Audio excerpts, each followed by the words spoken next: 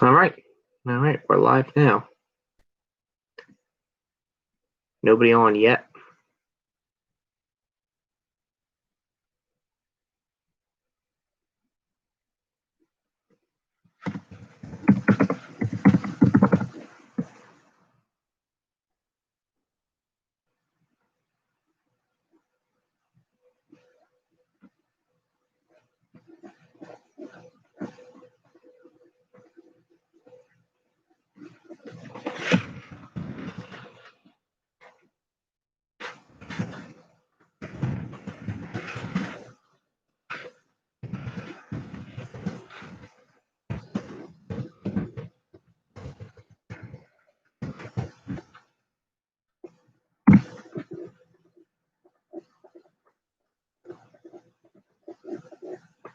So we got 17 people here. Oh, there you go. There's somebody. How you doing?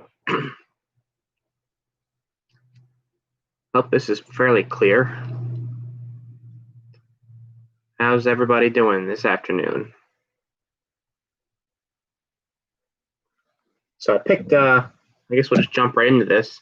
I picked up 7 of these Edison primary cells, Edison type 75 primary battery cells, and they're new old stock.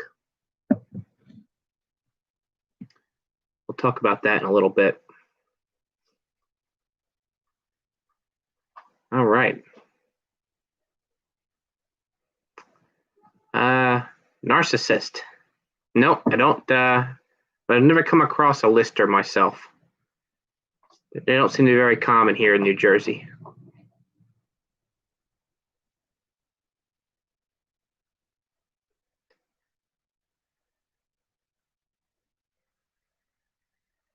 Tech Gorilla. No, I didn't see that. I don't really watch his channel very much, AVE. I'll have to go check that out. Lee, how you doing? Marcos, how you doing? Dale, Rodney, how is everybody tonight?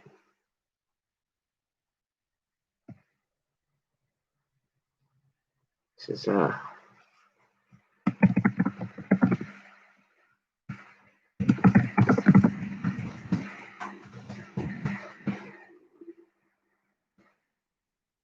catching up again.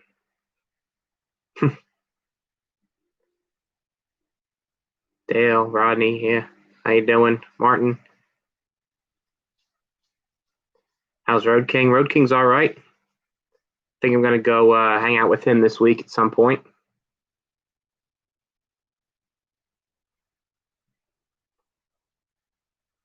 Yeah, so I was, like I said earlier, and in the thumbnail for this, I picked up some of these, well, actually 7 of these Edison Type 75 primary batteries, and I think they're new old stock. Let's see if I can get the lid off of this one. I actually can't. Oh, there it goes. These are zinc copper batteries. Got a little cardboard sleeve here. So it's almost like a sintered copper plate in here and 2 zinc plates. I'm told these were intended for use on the railroad, maybe for signal relays or something like that. Pretty interesting.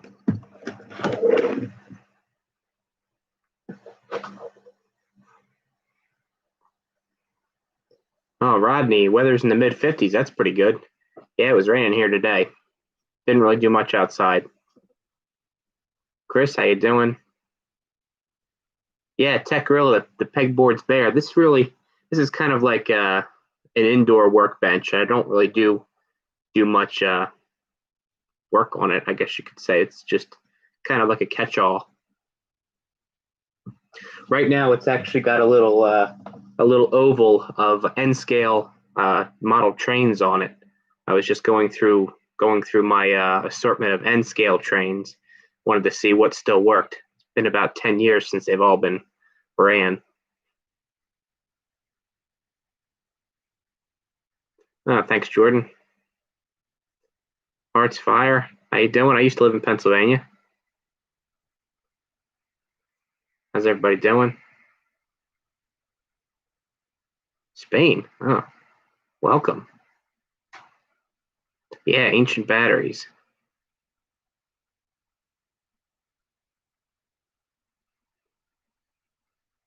Let's see here. Catching up, Jim. Yeah, I do. I do sell a few gen sets here and there. As a matter of fact, that Cummins, that home standby unit that I just fixed, that's already gone. That sold within a couple days of putting it up for sale. It went on Facebook Marketplace, and I had a lot of interest in that. And guy came and picked it up yesterday, actually.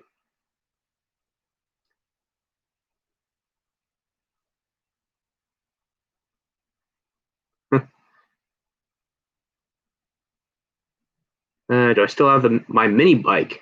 Actually, I guess yeah. It's over at Road King's house. All the mini bikes kind of belong to him.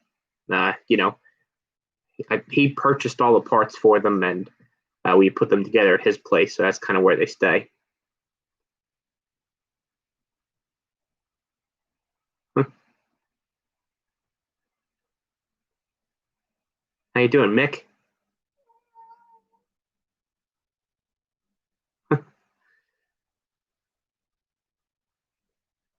Okay. Oh, you got an FI brakes, Harry. Okay, that's pretty cool. Yeah, they're a nice engine. The FI, that's the one that has the two rocker arms on the head, right? It doesn't use the atmospheric intake. Andreas, how you doing from Sweden?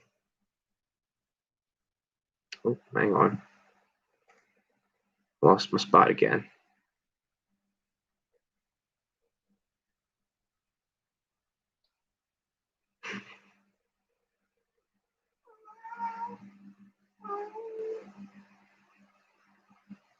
No, Doro, no big batteries, no big nickel iron cells. What are you saying over there?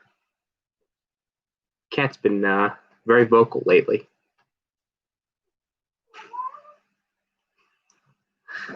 Huh. Yeah, no, Dora, these are it's interesting. I got 7 of these Edison cells, and they were apparently in their original box, which the label the label on the box is from 1936, so they're probably somewhere around that vintage. And the destination was the Pennsylvania Railroad Depot in Harrisburg, Pennsylvania. So I don't know how they got from there to Maryland, which is where I bought these at, but they ended up there. Like I said, they have never been used, and I'm trying to do a little bit of research on them. They're not a rechargeable type battery, I don't believe. Copper zinc battery, copper oxide and zinc. I'm not exactly sure what the electrolyte should be either, but the labels are pretty rough on them. This one is probably the best out of the whole batch, and I mean I'd say it's about 90% legible.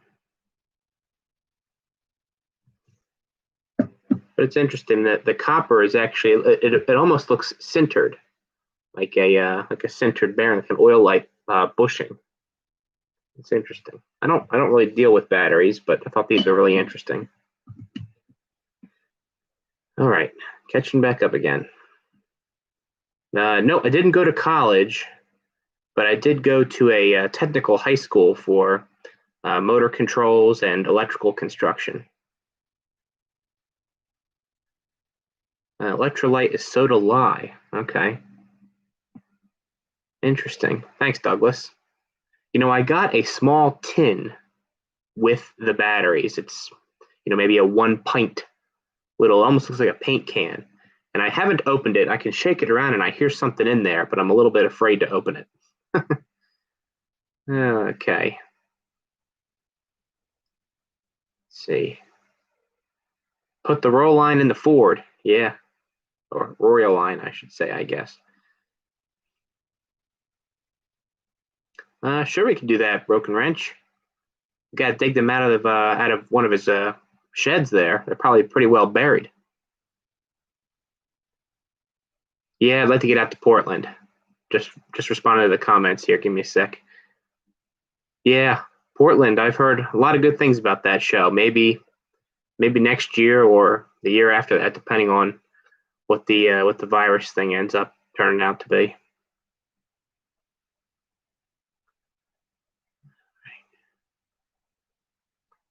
Ah, thanks for stopping in, Mick.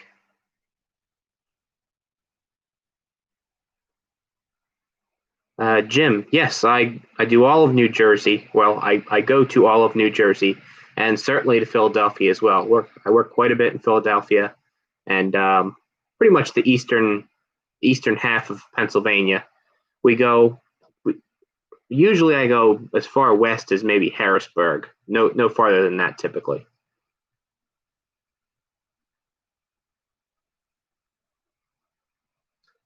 Does Cummins know that you know how to fix those? Well, I don't know. I guess if they watch my videos, they probably don't. They're not concerned. Those home standby generators are such a drop in the bucket for Cummins. I don't even know why they broke into that market, to be honest with you.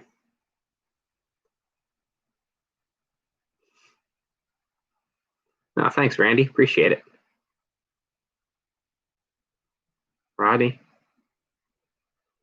must have fallen off the truck. No, not quite. Oh yeah, fell off the back of a railroad car. Yeah.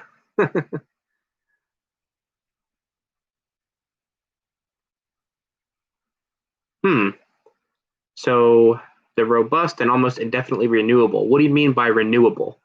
So would that be like replacing the zinc plates? So I was reading about. Well, I was reading the label on the front of the jar, and these little indented areas right here on the zinc plates. You can see that maybe you can.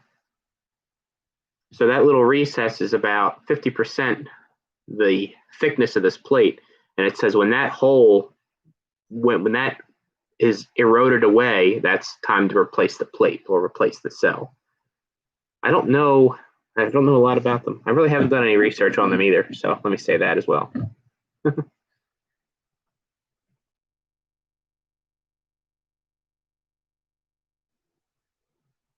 Okay. No, I didn't see a rated voltage on the cells, and that's kind of one of my questions. What would they be? Would it be, like 2 volts, like a lead acid cell? It's interesting. They say here that the rated capacity is 75 amp hour. Maximum recommended current is 1 amp. Polarity, the center screw is the positive, and the free wire, as they call it, is the negative. Yeah, I don't know. Oddly, it doesn't say anything about the rated voltage.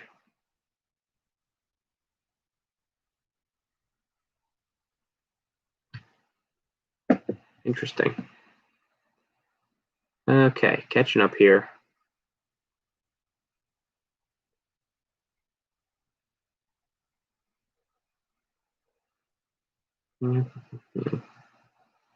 Ace, what's up with the cat these days? Oh, not a whole lot. I'm embarrassed to say. For some reason, I just haven't been able to get the ambition up to work on that. James, how you doing? Corbin, how you doing? Let's see. What's my favorite antique or vintage Briggs & Stratton model? I don't know. I would say one of the F series engines, but unless you got the carburetor in good shape, they don't tend to run very well from what I've seen. They're pretty gutless.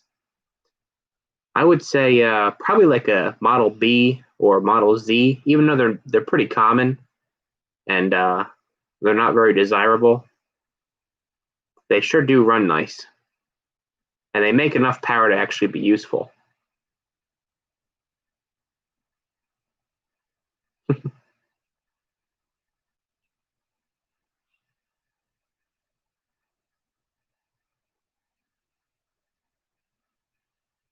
The Kohler engines on the generators. Yeah, I don't do much small residential work, but yeah, from what I understand, the whole Kohler generators themselves are pretty good in the small, like, air cooled market. If I'm not mistaken, they even rate some of those generators for off grid service, and they warranty them for that as well. So they're built to put a lot of hours on. Corbin, interested in selling any of the generators? Yeah, I mean, there's a few of them that I would consider selling. A few of them are really part of the collection, but some of the smaller Onins and things like that I would probably sell. The problem is it's hard to find somebody that would be actually interested in buying them.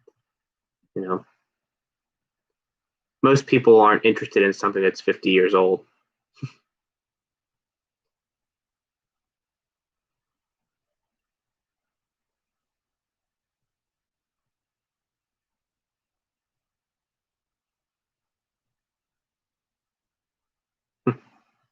Well, that's a pretty good racket. Toys are for boys. Yeah, I can definitely see that being a profitable venture. Towing a generator out to charge up a dead electric car. I wonder if he has it set up to do one of those lightning charges, but maybe that's only the Teslas that do that.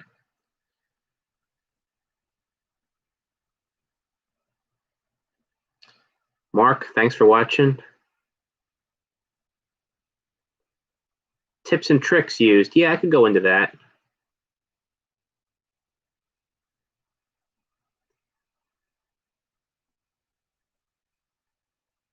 Okay, Thomas. So very low voltage. So what would you say this, a single cell like this, a single primary cell, what would the rated voltage for this be? I have 7 of them. I'm really not interested in using them. I'd kind of like to preserve them as is. Here's a shot of it. And there's the plates. It's got like a little mason jar type cap, holds it all together. I don't think I would want to actually use them, but I would like to know more about them. That's for sure. You know what? I have this idea of setting up a little telegraph display at an antique engine show, and this might be interesting. We could have a set of these primary cells at each end to operate like the what would it be, the key and the sounder coil, and then use like the old Bessemer generator or something like that to actually generate the higher voltage for the transmission line. That would be interesting. Okay, sorry, I'm catching up here. Let's see. Sorry. D. Butler. Yeah, I did pretty good in school in the technical aspect of it. I wasn't really an academic, though. But yeah, I do enjoy my work. Martin, yeah, that big Royal V8, that's really something. I can't wait to get the governor done on that and haul it into the shop. We got a 2-inch gas, 2-inch diameter gas pipe for testing generators like that. That should handle enough volume to get that thing under a good load.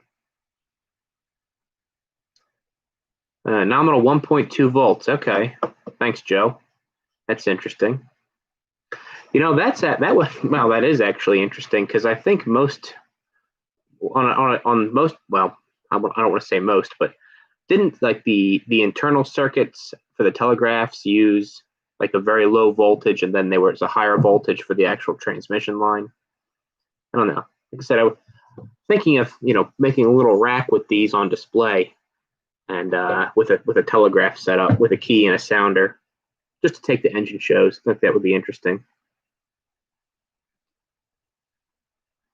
Oh, Motor for Life. How you doing, Billy?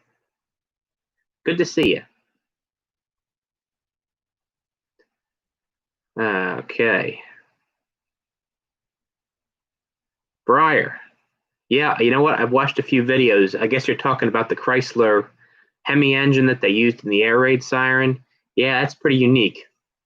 I've seen one of those engines, like the industrial Hemi engines, used on a generator too, actually. I had a chance to buy one at an auction a few years ago, but it went way past what I was willing to pay. Yeah, Alan, I missed them too. Missed the engine shows as well.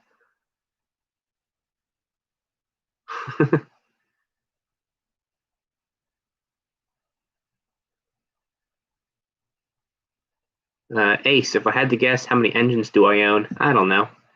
Um, it depends what you count. I mean, are you counting like, modern stuff that I use to like cut the grass and such, or is it only antiques and stuff? I wouldn't say all that many, maybe 2 dozen or so. Various various equipment, machinery, generators. Let's see here.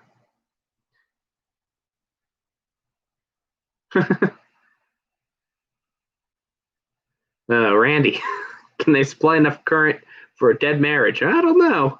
Guess depends where you hook it up. uh, I've been working on generators for, well, almost 10 years now.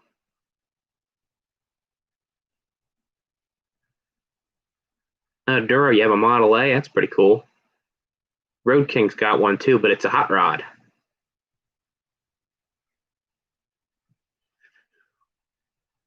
Narcissist. I actually have had a couple of those little two-stroke, like suitcase type generators, like the Harbor Freight specials.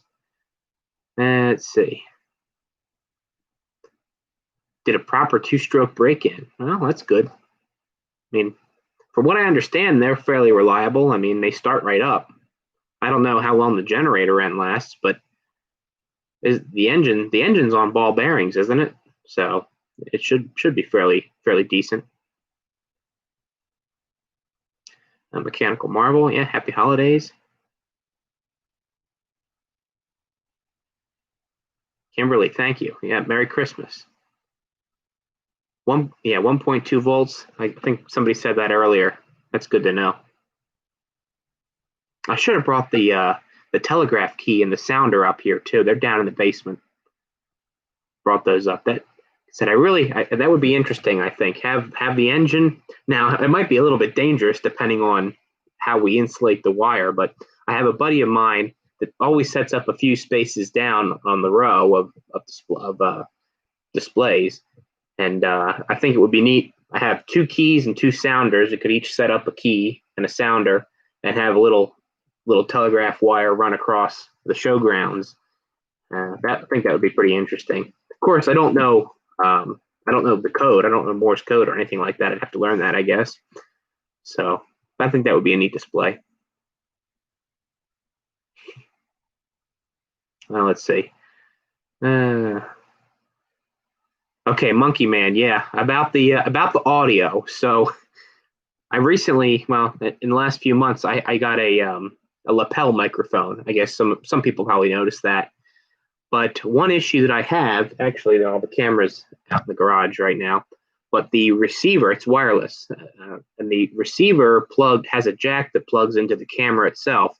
And depending on how I handle that, I've noticed that the input jack to the camera like pulls out a notch, I guess you could say.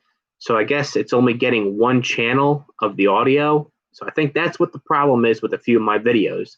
I just have to be aware that's a problem and keep an eye on it to make sure that the jack is fully inserted in the camera.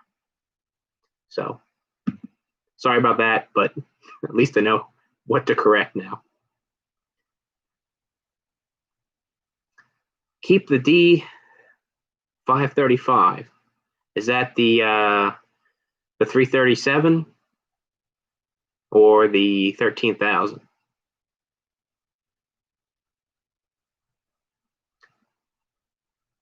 Yeah. Yeah, that's true, Hearts Fire. They just get better. Some of the best running generators I know have 20,000 hours on them. There's a couple. There's two Cummins KTA 19 engines in Philadelphia that they used to be used for peak shaving. So they would run just hours and hours and hours to take the load off the grid. And they are some of the smoothest running units that I know. One of our temp gens at work it's a John Deere, has something like 13,000 hours on it. Never been overhauled, and it just a smooth running engine. I think it's had a fuel pump and injectors done to it, of course, but No internal engine work. Where's the Briggs radial? Well, that's mothballed. Oh yeah, yeah, Ridian. We got clubs all over the United States for antique engines, stationary engines, tractors, oil field engines. We got clubs for everything.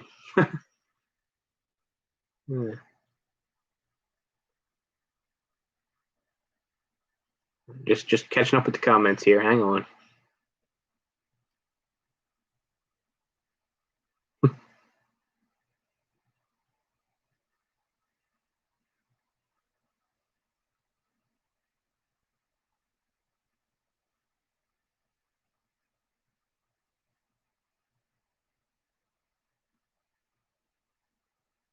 Okay, Thomas, what do we got here? 0.8 to 1.2 volts.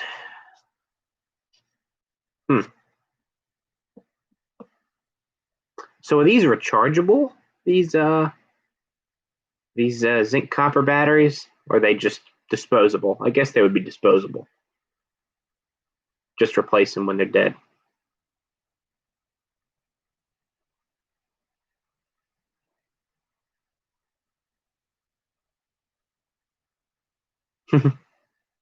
Dr. Strange, how you doing?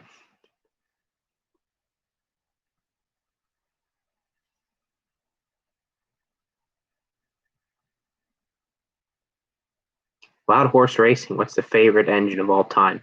Oh, I don't know. There's too many to choose from. So many interesting designs.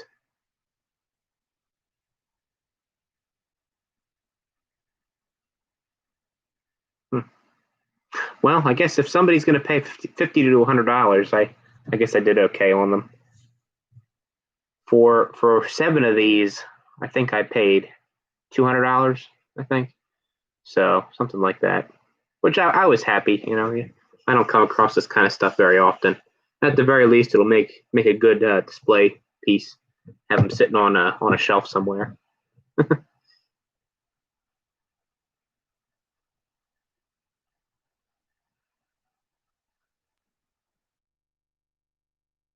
Busted Knuckle, how you doing?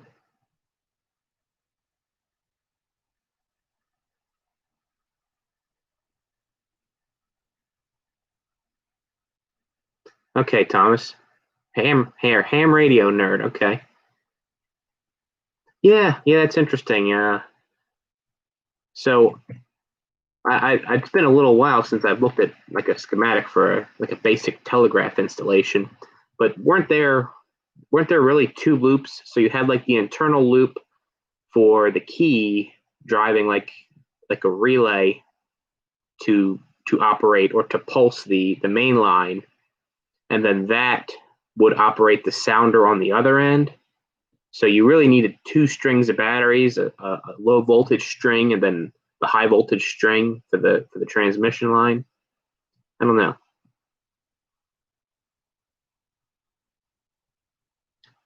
Hello from Europe. How you doing? Hello from the United States. Derek, how you doing? Thank you.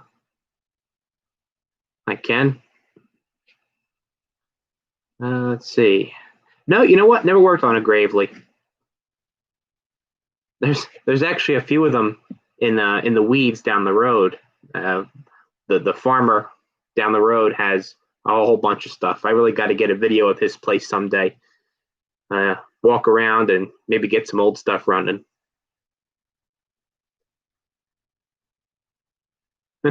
Nigel, yeah, I come across old generators pretty often. Helps to get your name out there. Once you've been doing this a few years and people know that you're the generator guy, they just come to you, to be honest with you. I just went and looked at one last weekend.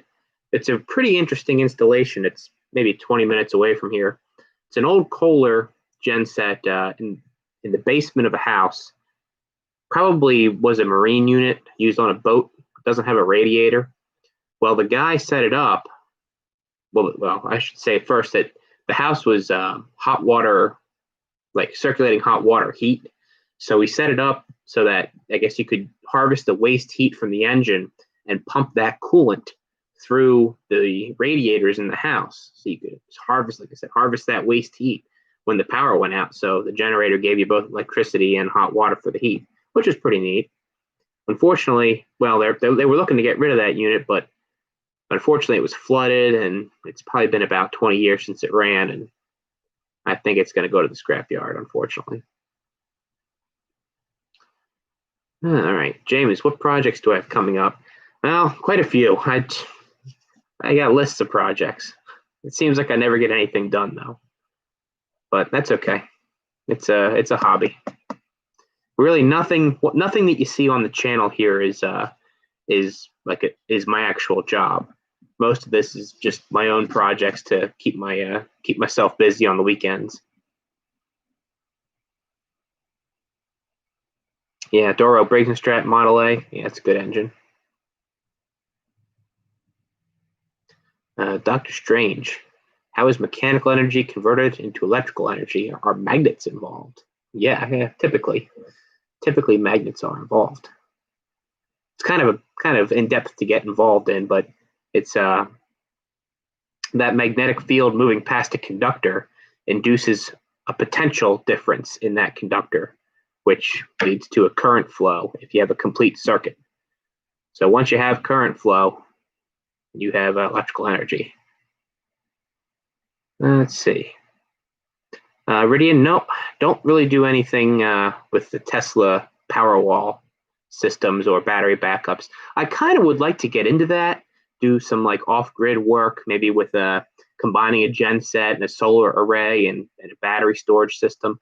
I've thought about that, actually trying that out here at the house, getting some old batteries from work and an inverter and a couple of solar panels and just playing around with it. I think that's probably the best way to learn, really.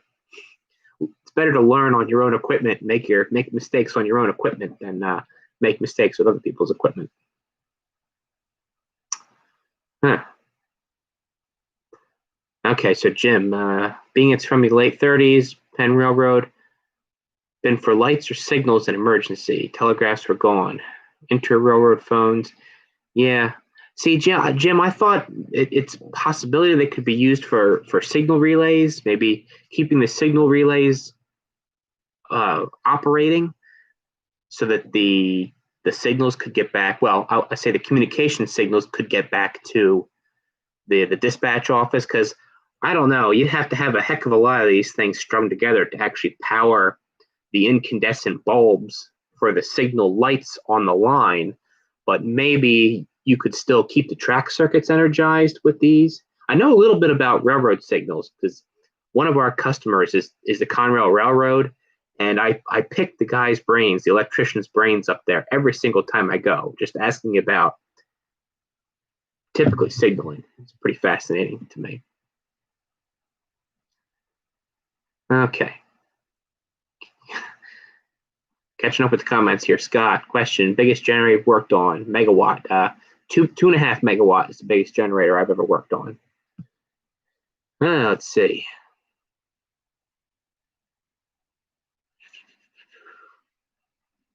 Dan, when are you starting work on the shaper? I've already started, actually. I started loosening up the RAM and cleaning a couple things up. Looks like it's going to be a good project. Got to gather up some tooling and a good vise for that. Rob, how you doing?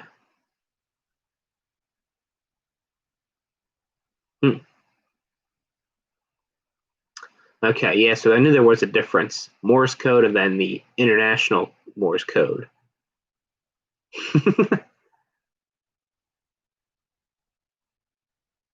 Doctor Strange.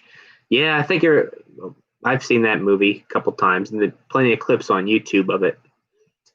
And yeah, Edison was a shiesty guy. I mean, he was intelligent. He was a good inventor. He had a lot of good ideas, but like anything else, he was a businessman too, and sometimes business practices can be a little shady. Sorry about that.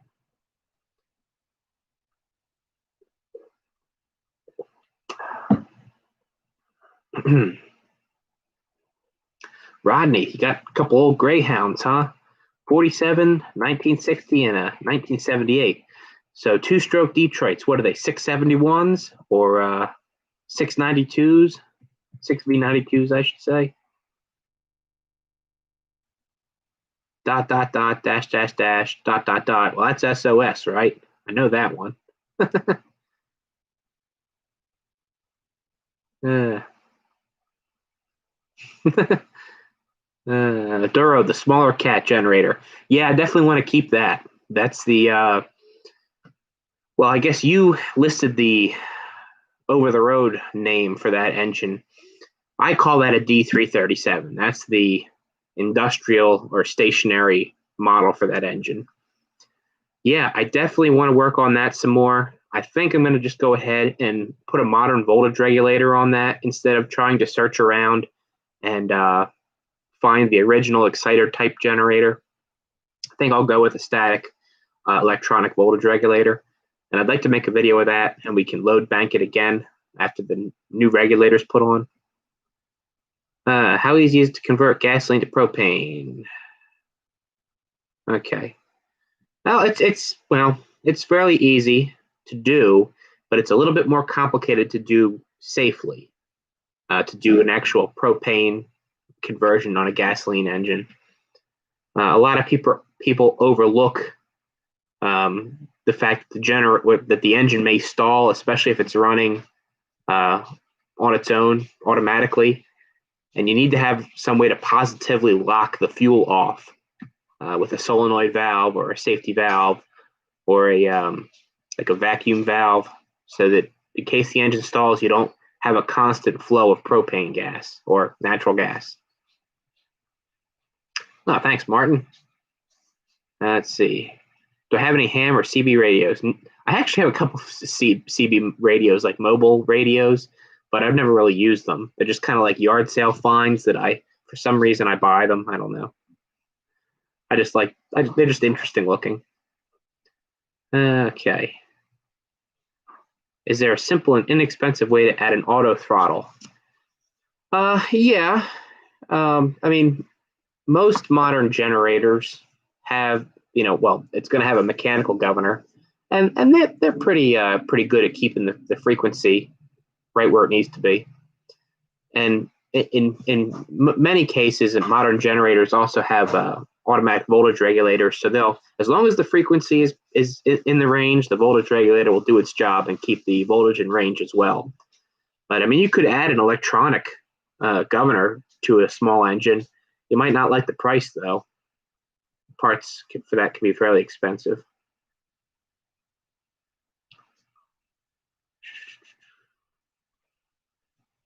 How you doing, Mr. Wes? Watch Wes work. I do watch you work once in a while, Wes. Those mics record in mono. I don't know. I don't have it here with me, but I think I know why a lot of people said they were only getting the left channel. The jack on the receiver tends to like pull out of the camera by one click, I guess you could say. So maybe like the center pin was making contact, but the center ring was not making contact. So that's why you're only getting the one channel. I don't know. I just noticed that on the last video I was filming, and I said, maybe I should push this in all the way. So hopefully that flaw is rectified now. Let's see. Any pat number on those batteries? Yeah, probably. If I took a peek somewhere, I'm sure there's a pat number on here. I'd have to take a look at a few different ones, because there is some, you can see there's some damage along the sides here on this one. So there might be some missing information. There's got to be a pat number on here somewhere, though. I'll take a closer look at some point and see if I can find it. Let's see. No, I have never worked on a turbine generator. It would be interesting to get into. I actually know there's a couple customers of ours that have turbines running as cogens. So they're just making electricity and using the waste heat to heat the building. One customer is a hospital, actually, and they've had nothing but problems with it. It's a big solar turbine. Solar being the manufacturer. Okay.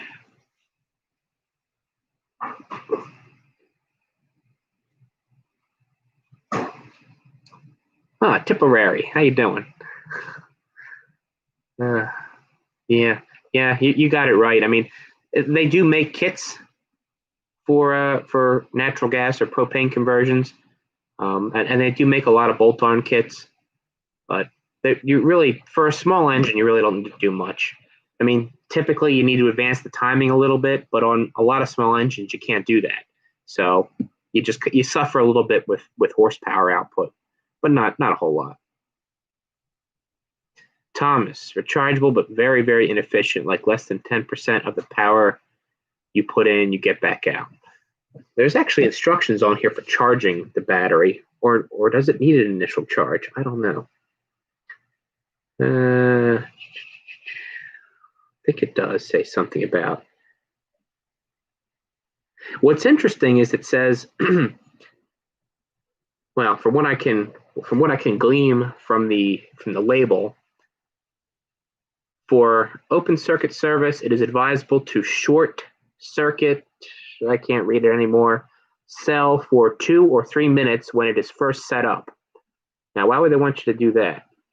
I guess just to get a reaction going, maybe get some current flowing, maybe break down an oxide layer off the zinc. I don't know. Okay.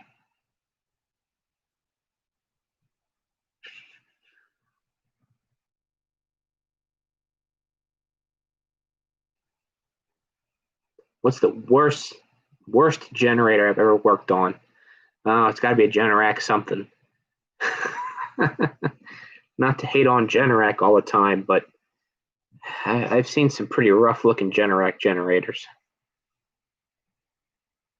But even so, I mean, I've had some units that really stump me, or that you're always getting like constant callbacks on.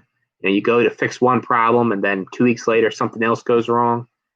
It can be a nightmare.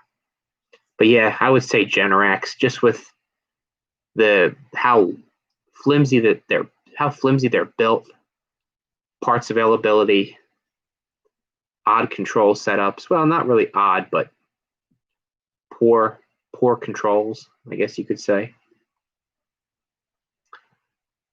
Okay.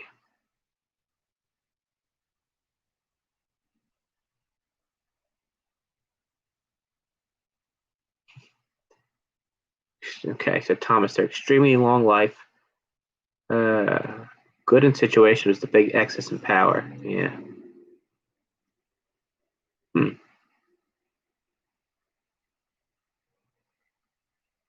Yeah, thanks, Mark. I think I did too. Like I said, I don't intend to actually put any electrolyte in these and use them, but really they're more of a something like an interesting conversation piece, something to maybe bring to shows and display. Yeah, yeah. Oh, hey Dan, how you doing? Dan, I've already started working on the shaper. Got the RAM all freed up.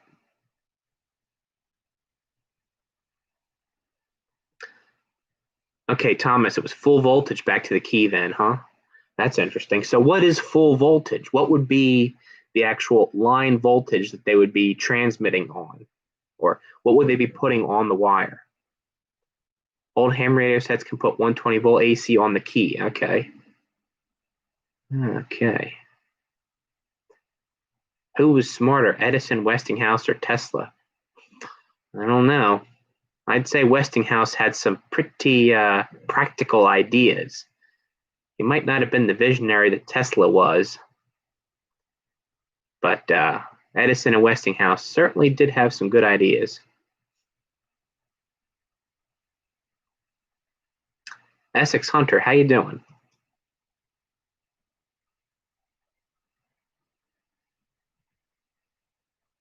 William, how are you? Thank you. The coolant pump on that house heater must have had a fair bit of load. Yeah, I don't know. It was an interesting setup. I don't know how well it worked, but I'm sure it did work a little bit. So the unit was mounted in the basement. There was a radiator, like a remote radiator installed, so that in the summertime when the house didn't need heat, the engine coolant could be diverted to the radiator to shed the heat or to reject the heat. It was definitely interesting. I mean, the generator wasn't anything to write home about. It was a Kohler from the 70s. It had a Waukesha 180 DLC engine, but it was really far gone. I'm pretty sure the thing had been underwater at some point. So, I mean, I pulled the rocker cover while I was there. It was pretty rough under there. I mean, I've seen worse, but it wasn't a project that I needed to tackle right now. Let's see. Oh, no problem, Dr. Strange. Ridian, no, there wasn't a heat exchanger that I saw. They were just running whatever liquid through the radiators was running through the engine.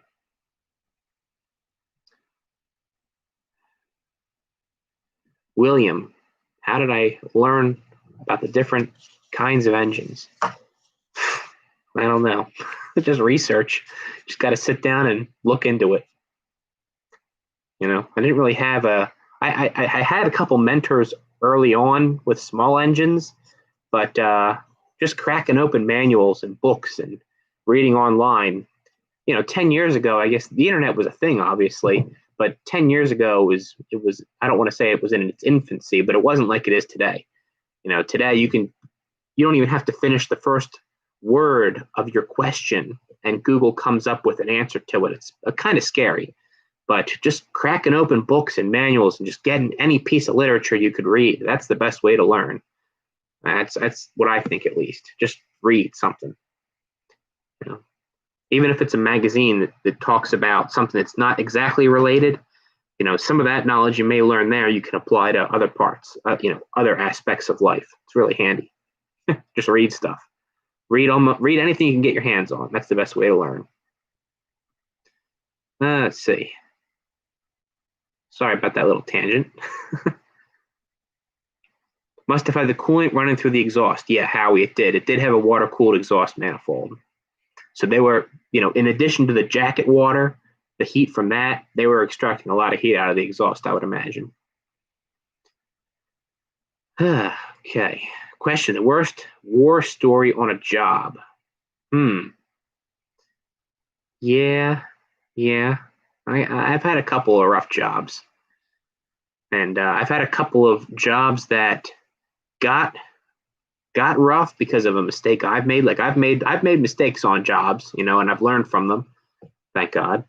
So, probably the worst was I was working on a Cummins VT12, which is a Cummins 1710 V12 diesel engine with the PT fuel system. It was a generator from about probably 1965 or 1966, and it had water-cooled exhaust manifolds, and I was reassembling the manifolds, and I don't think I torqued them in the correct sequence, and that I ended up squishing the gasket in such a way that it crushed the small thin area between the exhaust port and the coolant port, and that caused the engine to leak coolant into the cylinder, into one or two cylinders when we were filling up the cooling system after the repair was done. Now, it didn't leak immediately, or it didn't leak a lot, because the engine started up and ran just fine. We just noticed that it was blowing a lot of coolant out of the exhaust, a lot of white smoke and like liquid coolant. So we had to shut it down and drain the cooling system down. And turns out 2 cylinders filled up with coolant after we had stopped the engine. Did no long-term damage to the engine, but I did have to pull the exhaust manifolds back off. So always read the manual and follow the torque sequence. I mean, those manifolds were 6 feet long, big cast iron box about 6 feet long with a dozen or so bolts in it. So you had to get the sequence correct. So there you go. That's one of my worst horror stories. Okay.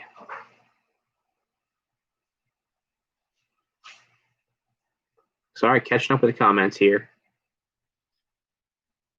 William, how long did it take to finish the Briggs 4-cylinder? Not all that long. I mean, I think we got that one done pretty quick, maybe 4 or 5 months, and we were done with that. 2 of them are 671s, and the other one's an 8V71. Okay.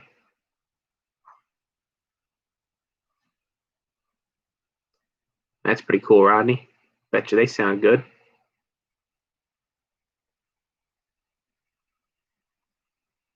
Todd, how you doing? You picked up 2. What are they? MEP something or others? I think we got one of those at the shop. It's a 4-cylinder air cooled based on the Onan DJC engine. They're pretty neat. Baggett, how you doing? Jim, yeah, some of the railroad stuff was strange.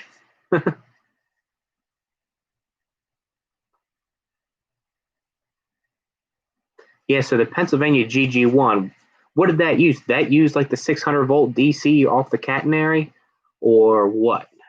I'd be curious to know.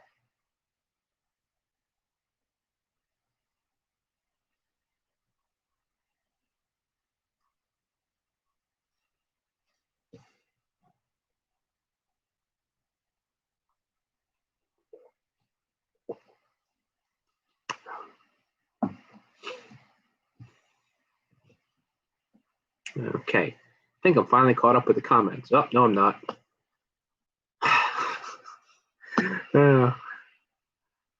Okay, GG1s are operated on AC voltage. That's interesting. Mitzvah, how you doing? Let's see. Closed cycle gas turbines make a significant portion of UA energy supply or UK energy supply. Yeah. Yeah, it's, as a matter of fact, there's another guy down the road that works at the local like power generation station. It's a trash burning station, actually. So him and I have some pretty interesting conversations. He's got 2 big Westinghouse turbines that he runs down there. I'd like to get a tour of that building. It's only around the corner. Yeah, it's funny. Yeah, Doro. A lot of Menards stores have Generacs with the Vortec V6. It's funny. We used to have one of the local ShopRite chain around here. They were all owned by one family, maybe half a dozen stores, and they all had Generacs too. D. Butler, what is a good home generator brand? I don't know. They're all the same to me. Kohler, I think, is a pretty good one. That's from what I've heard. I don't really have any direct experience with them, but I think take your pick. They're all pretty much the same. It's all the same thing. It's a V-twin air-cooled engine driving a generator at 3,600 RPM. They're all about the same, I think. I mean, they also make water-cooled versions. If you want to, pay a little bit extra, you can get a slower speed water-cooled version. I know the Cummins in like the 25 to 30 kilowatt range use a little 4-cylinder Mitsubishi engine, and they seem to be pretty reliable.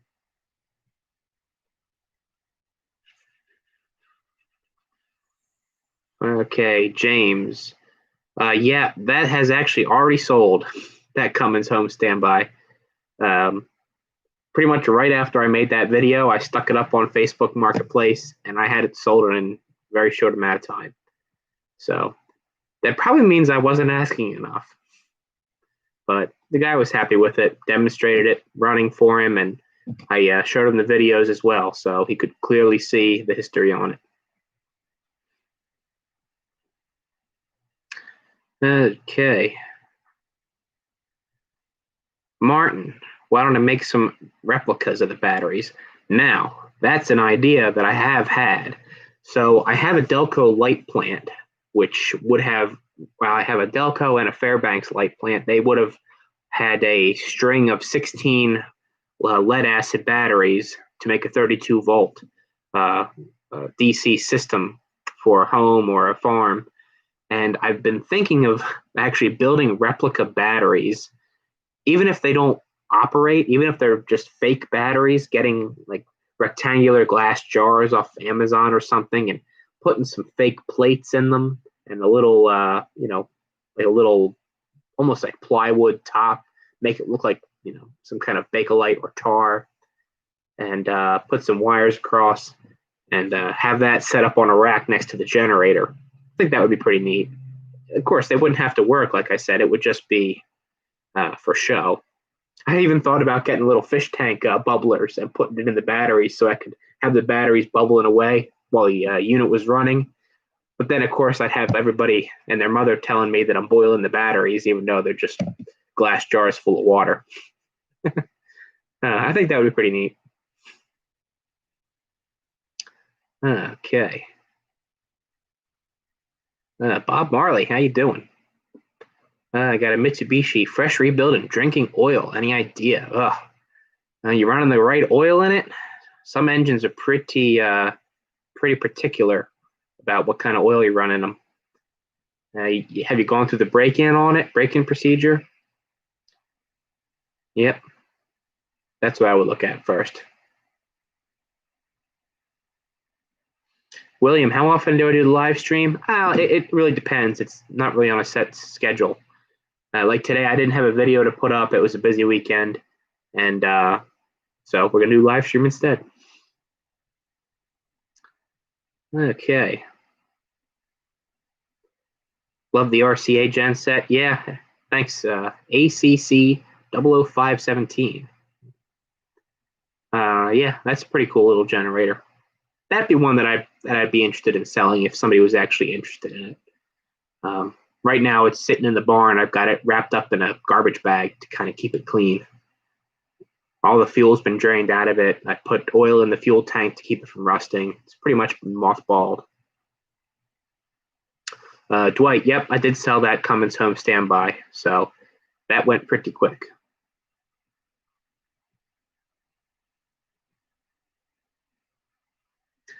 Yeah, Jim, I watched a few documentaries about Tesla, and it seems like all the those geniuses have social problems, doesn't it?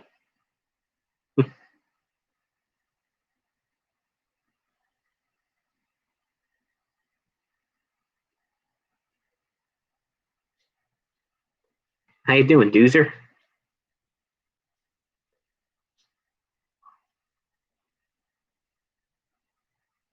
Yes, I do plan on selling the Royline engine or the Royaline engine. Royaline. I still can't get the pronunciation correct. Yeah, that'll be for sale eventually. Once I make a couple more videos on it, we got to do the governor upgrade yet. And once the governor upgrade's done, we got to load bank that thing for everything it's got. So once that's done, it will be for sale. Unless I fall in love with it for some reason. It is a pretty neat unit, I have to say.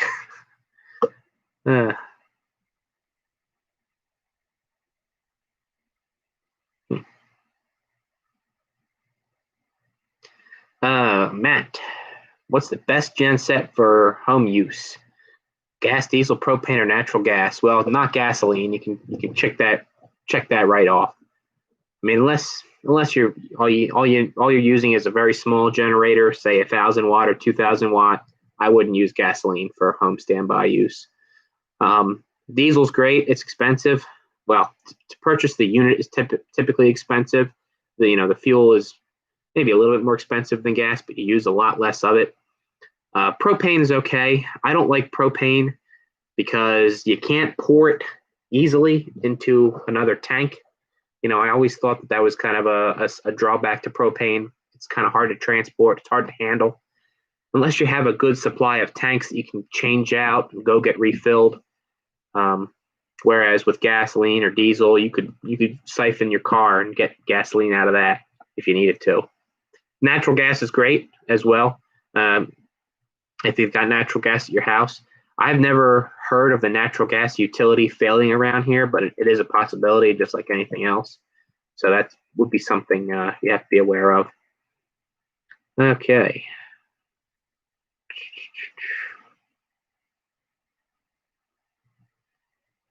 Okay, catching up here. Give me one sec.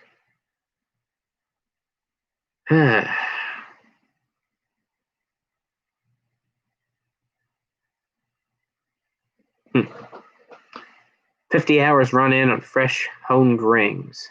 Homed rings. Well, what did the bores look like? So it has new rings, but did you measure the bores, Bob? Are they oval? Are they out of round? Are they tapered? Or did you just like run a hone through them? Red Rider. Any idea where to find old Onan parts? There's actually a few suppliers for some of the obsolete stuff. It's actually onanparts.com. As a matter of fact, I believe. Let me just make sure that's correct.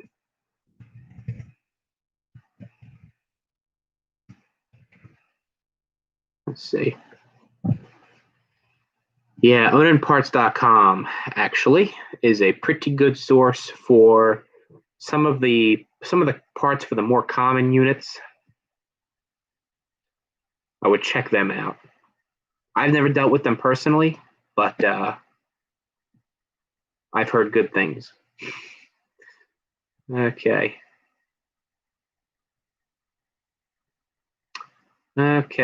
Catching up here. Doozer, yeah, Jonathan W. is interested. I know he did email me a couple months ago, and we emailed back and forth a little bit. Like I said, I'm not quite through with it. I want to get a couple more videos put up of it and get the thing running under load before I sell it. Okay. Mildly interesting fact about CCGTs. Interesting. Yeah. All right, take it easy, Bob. Thanks for stopping in. How you doing? Let's see. Jim, the GG1, 11 kilovolts at 25 hertz. That's pretty interesting. Hello. Hi, honey. How you doing? What, are you going to show everybody Snippy? Yeah, we can show everybody. Snippy? Yeah. Snippy? Oh boy, new puppy's coming to say hi. What's the daddy? What are you doing? Hello, come here. You gonna come up? Hello. Yes, hello. Say hi, Stevie. Hi. Hello. Yes, hello. Okay. Maybe not kisses. Okay. Yeah, okay, bye-bye. All right, bye. Stevie. Okay. Yeah, maybe not ready for kisses. Get off the sister. Okay. Yeah, so 11 kilovolts to 25 hertz. That's really interesting. So they would have had dedicated generating stations just for that, or I guess they would have had, at the very least, rotary converters to generate that 25 hertz. Okay. Oh boy, hang on. I opened up a new window and I lost you. Okay. Okay. Fix it, Frank. How you doing? Generac, something or other that is sitting, doing nothing. Okay. Building is 122.08. The Jenny is 122.40. Well, is that 122.40 three-phase or single phase, for one thing? I'm assuming the 122.08 building is three-phase. So I'm not familiar with that model off the top of my head. Is it sometimes they can be reconnectable, sometimes they can't. Is it a home standby type generator that you're working on? Or is it like a commercial type generator? Most of the commercial ones can be reconnected for different voltages.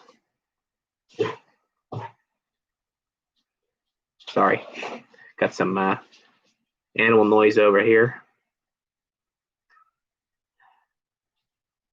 Okay, I'm catching up here.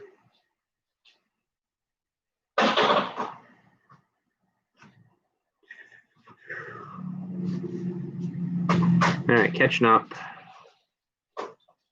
here. Hang on.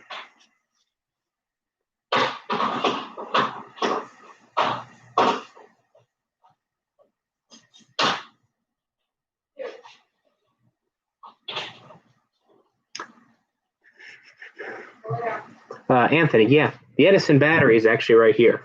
Sorry, I guess I should show this again for anybody new that's in.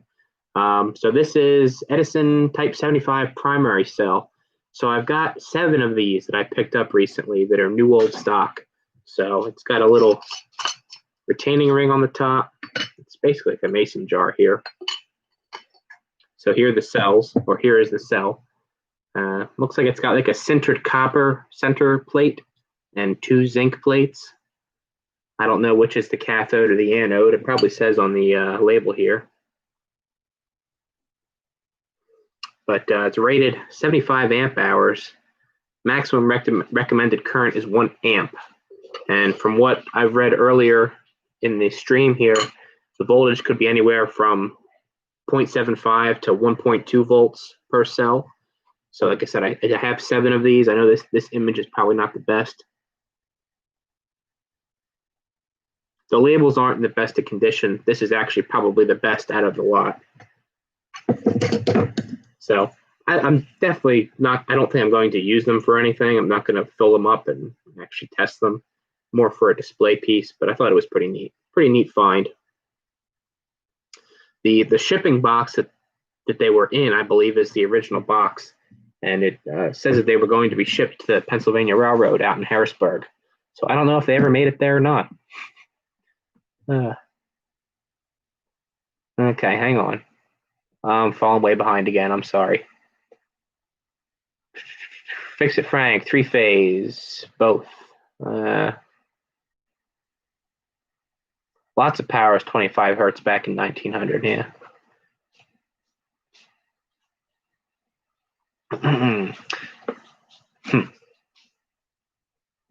Yeah, sometimes bosses make dumb decisions, huh?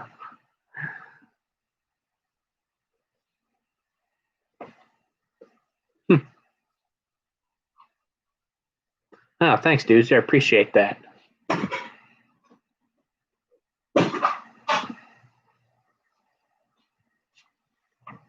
Dubby, how you doing?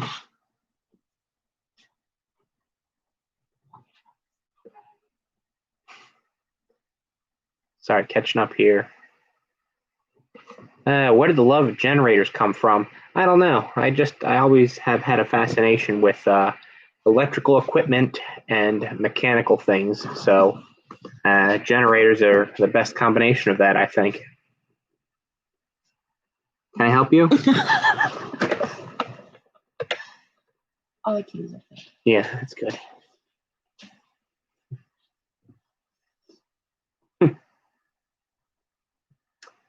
All right. Yeah, Frank's been doing nothing for 4 years, huh? Well, I don't know that model off the top of my head, Frank, but typically on the nameplate for those, it will list if it's reconnectable or not. It'll list the different voltages that it's rated for, and if it's something more than 120 volt, that would be great. I mean, in a lot of situations, 240 volt and 208 volt are interchangeable. The problem you're going to run into is it's probably, if it's 240 volt 3-phase, it's going to be 240 volt delta connected, probably. Now, if it's 240 volt delta, you're going to end up with a high leg, typically on B phase. So that means you can't use B phase for any 120 volt single phase loads. So what I mean by that is 240 volt delta is going to have your 3 phases. Each of your 3 phases is going to have 240 volt in between them. But one phase out of the 3 from line to neutral is going to be 208 volt. So you'll have 120 to neutral, 208 volt to neutral, and 120 to neutral if you're connected to 240 delta. Now, if it's Y connected, you're not going to get 120, 240 out of it. You'll get 139, 240, something like that. So, but if you're only driving 3-phase loads, 240 and 208 are kind of interchangeable for most things. Hope I answered your question instead of making you more confused. Rush, how you doing? Okay. Nenad, how you doing? Gasoline to propane conversion. It's easy if you have some experience with it. If not, I would do plenty of research before you attempt to do it. It's easy to do, but it's easy to do wrong. It's not that difficult to do it right, but you have to do it safely. You don't want any chance of raw propane vapor just running out of the intake if the engine were to stall. Could be a real problem. Okay. All right. Catching up here again. Most common problem with the 4000 and 5.5 RV generators. Probably controls. Control boards going bad on them, or carburetor issues if they're running gasoline. Other than that, they don't really seem to fail. I mean, the engines don't really blow up or anything. Philip, how you doing? Good morning. All right.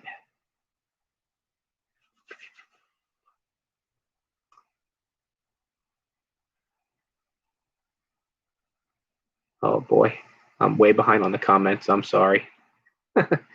6 were in the box. Yes, they were. They were. So we got 6 batteries.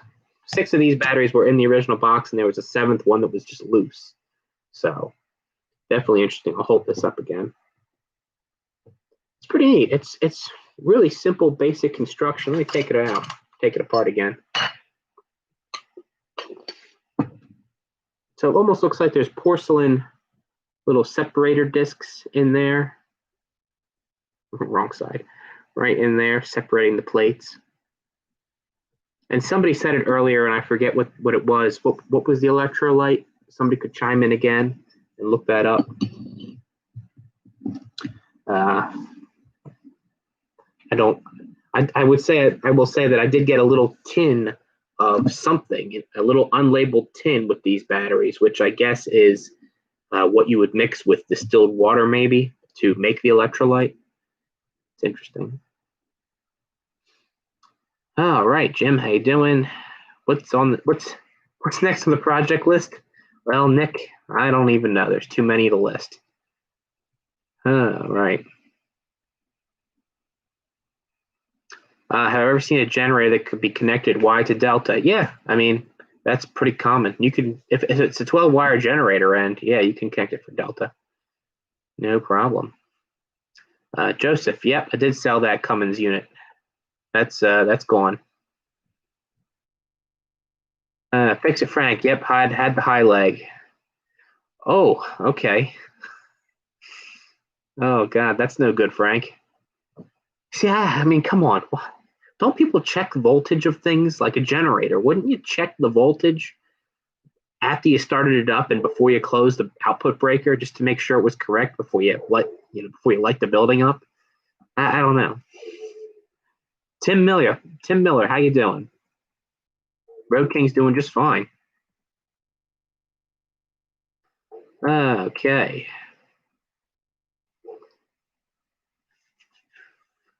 Looking for a generator in Italy. Any suggestions? Well, I don't know what's available to you over there, to be honest with you. I'm not familiar with the like that Southern European market, I guess you would call it. Petro. Probably not pronouncing that correctly. I'm sorry. No problem, Frank.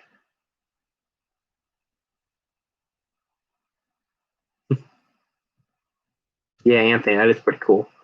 Old technology seems to be more interesting.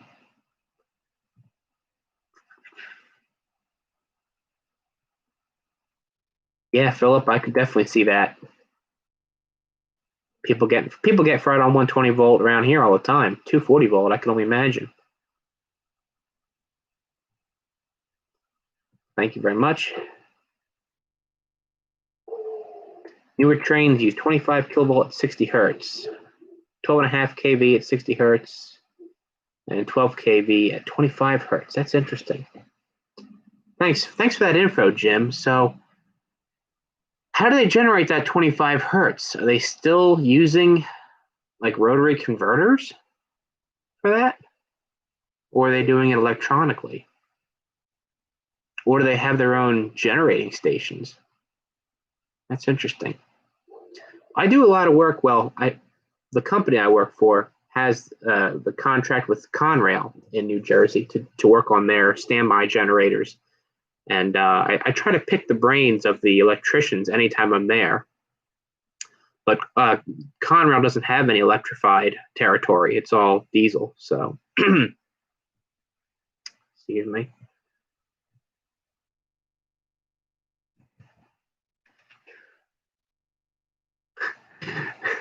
110 volt is diode electricity, huh? Yeah.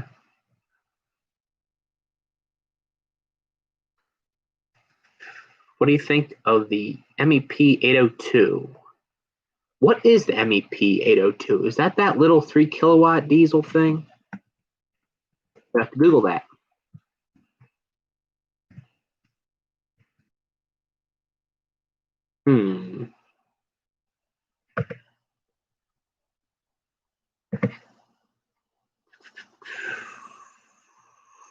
The MEP 802.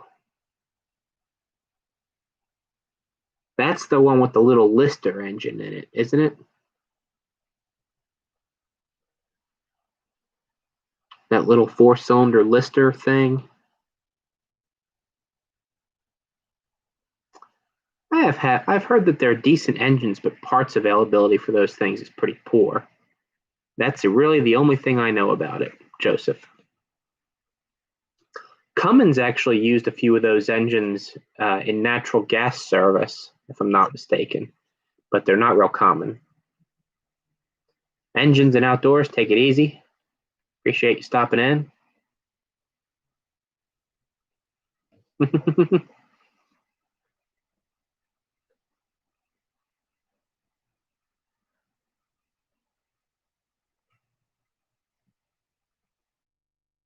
Oh, how you doing?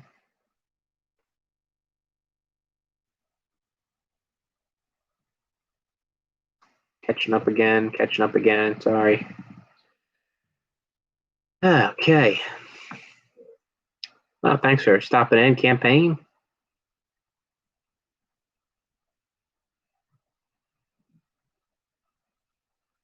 Ridian. What do you mean a site that had 2 power coming in from the grid? You mean it was the site? Well, we call that double-ended here in the United States. So you're fed from 2 separate parts of the grid. That's very common in the city. So you're fed from 2 separate isolated grids. It's a double redundancy. Kevin, when am I going to put a lid on that hit and miss engine? Well, I should get around to doing that. I'm trying to figure out what I should load it up with. But planning. It's in the works. Oh, thanks for stopping in, Anthony.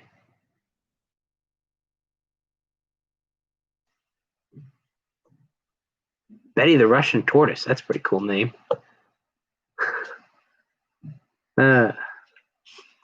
Nick, what's the oldest engine I've worked on or have owned? The oldest one is probably a 1916 International Harvester Mogul engine, which I owned that for a few years, but I traded it away for a forklift, which I kind of regret, but at the same time, the forklift is really handy. Tim, how's the shop doing? Any new toys? Always, Tim. I picked up a shaper recently, and I've kind of started to work on that. I'm going to add that to the machine shop. Other than that, there's really not too much new. I will say that I'm going to look at a truck tomorrow, on Monday, I should say, that might be a cool addition to the shop. It's a 1953 flatbed Chevy. I guess it would be maybe the 3100 series Chevy. It's a fairly large truck, 1953. It's only half an hour away from the house. So I'm going to go take a look at that. Might be coming home with that. Not getting the hopes up, though. Sometimes I have bad luck with Facebook Marketplace. My luck, I'll get there, and the guy will have sold it 10 minutes before I showed up. All right, take it easy, Frank. Appreciate you stopping in. Camper Mike, how you doing? Okay, yeah, the military 3,000 watt set. Anthony. Jesse, no, I'm not self-employed. I do work for a company. And I work all throughout New Jersey, eastern Pennsylvania, Delaware, and sometimes Maryland. So pretty large territory.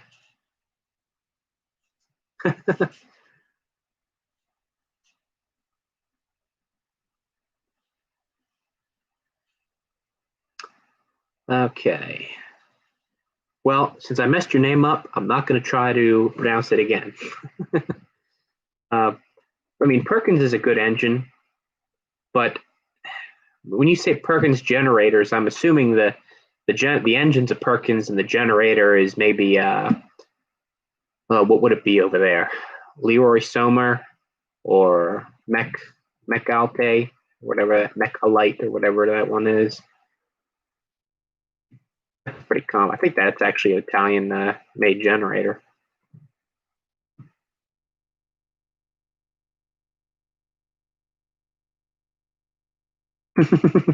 Bob, you need this battery? This battery selling your life? Camper Mike. How cheap? How junk are those cheap Harbor Freight generators? I don't know. People seem to have good luck with them. It's funny, you know. I actually contacted Harbor Freight maybe about 8 months ago. I just sent an email into like their customer service line, and I said, "Hey, would you give me a generator to review on my YouTube channel and do a comparison to something old, just to see how it would perform?" Never heard anything back, oddly enough. But hey, if it runs, I guess it's a good generator, right? If it runs, it puts out power and it's pretty stable. For free, it's a good generator to me. Yeah, Joseph, parts are problematic. That's what I've heard. I've never owned one of those engines, but I've heard that they're pretty problematic. Okay.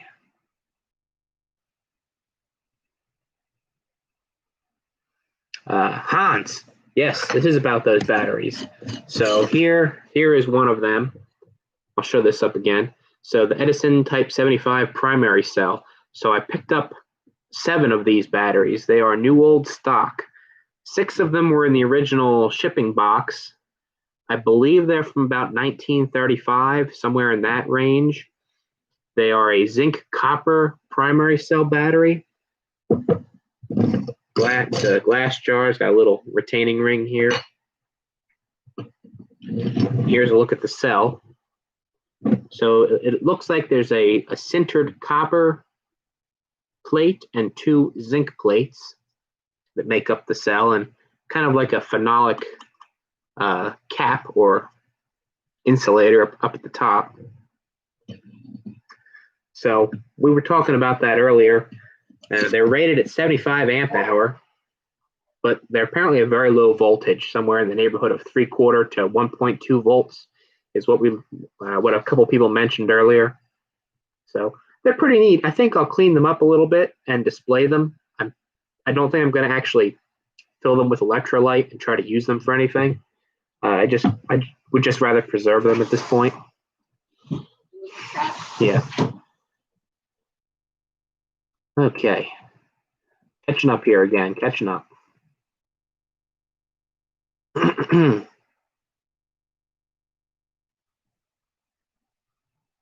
Ridian always thought grid connections were single or 3-phase. Well, there is such thing as 2-phase, and it does exist in some parts of the United States, but we're not going to get into that right now.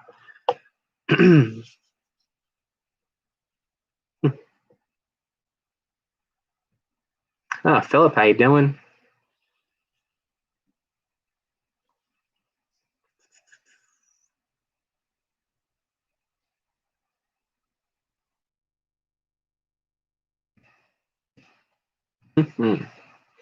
Catching up with the comments again. Give me a second here. I'm sorry.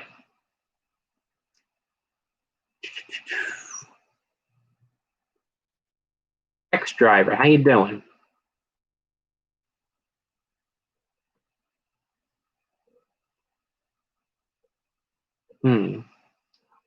It's cool you're over in Pennsylvania. You're across the river. But of course, Pennsylvania is a big place, so you could be 5 hours away. Need to learn more about the controls and electrical aspect. It's hard to say. It's hard to recommend books because, you know, a book on electrical controls, it's a very broad subject, and generators are kind of a certain application for controls. and they have some aspects that are not common on other pieces of equipment. These dogs are getting kind of crazy.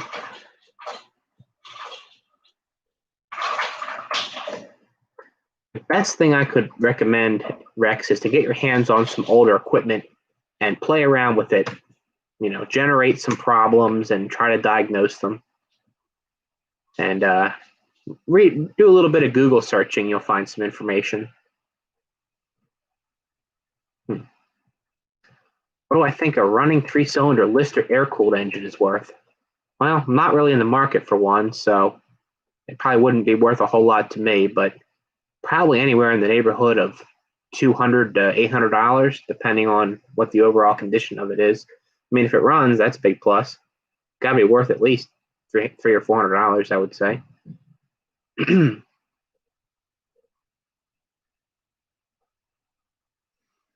Let's see. Crispy, how you doing? Yeah, I appreciate you watching, and yeah, I did sell the Onan generator, so that's gone. The Onan home standby generator, that's all gone. That sold pretty quick, actually.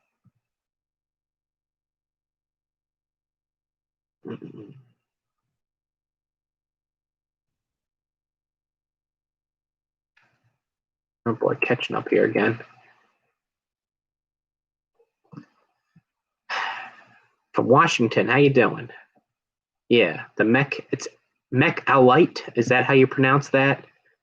We see those on light towers, like construction light towers. Tommy, how you doing? Nope, I've never owned a motorcycle. I would probably kill myself on a motorcycle, actually. I am not the greatest on two-wheeled vehicles.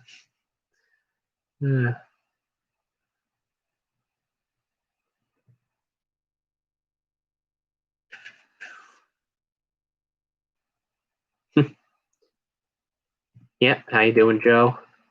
Yeah, I mean, Harbor Freight's, you know, if they run and make power, it's a good generator, right? Hans, yeah, I don't really know what the value would be on them. I haven't done any research to see what other batteries are selling for.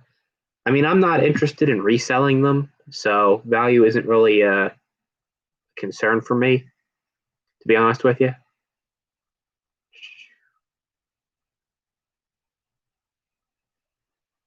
Antonio, good books or links for beginners to learn basic stuff. Off the top of my head, I don't know any titles of books or textbooks that you would want to pick up to learn. Actually, I know one. If you really want to learn about like the broad field of electrical equipment and power generation, there's one series. It's called the Coyne Electric and Radio School. I believe it's COYNE. Let me just Google that real quick. I was at an engine show a few years ago, and I picked up the set of 3 books. Let's see. Yep. COYNE, Electric and Radio School. Electrical and Radio School. Here it is. So the books that I picked up, I believe they were from the early 1940s, but a lot of the principles, the basic principles of power generation, electrical power generation, and transmission and controls, and generator design and functioning, and motor design and functioning are outlined very well in that series of books. I think they've been out of print for decades, probably. So, but see if you can get your hands on at least one. I think there's three books. I think volume 2 is probably the best one to get for like generators and electric motor knowledge. Volume 1 is more like basic theory of electricity, of potential. And then the third book, I think, is more toward like radio equipment. But book 2 is probably the best one. Look that up, Coyne Electric and Radio School. I learned a lot out of that book. Okay. Sorry. Anthony, what about the newer single-cylinder diesel generators? I mean, I've heard a lot of bad things about like those big square ones that say silent diesel generator. Those, I think those are probably the worst things in the world, to be honest with you. But then the company Yanmar actually does make the engine that those are cloned off of, and apparently those engines are pretty decent, but they're probably loud as hell. Okay, catching up here.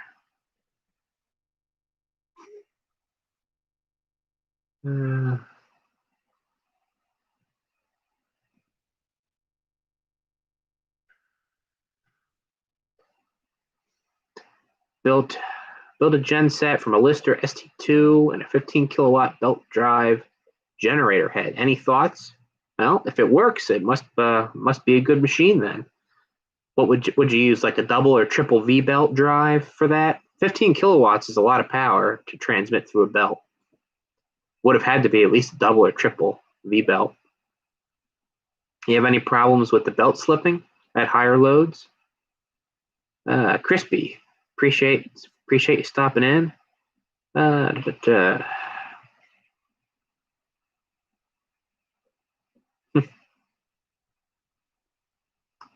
Rex driver, that's interesting. So, yeah, I mean, I go into Pennsylvania quite often. I wonder whereabouts where you're working at. Yeah, it would be funny if we cross paths. So, work at the T-Mobile towers, and they use DC gen sets, huh? That's interesting. So they're just taking DC straight out of the generator and feeding their battery banks, I guess. That's interesting.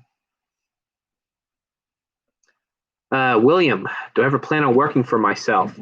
Well, I've thought about it on and off for a while now, and I have a list of pros and cons that I always go through in my head whenever I get fed up at work and I think about starting my own business. But I don't think I'm ready to go out on my own right now. I don't think I have the time to be my own boss. It seems like everybody I speak to that starts their own business says it kind of consumes your life totally.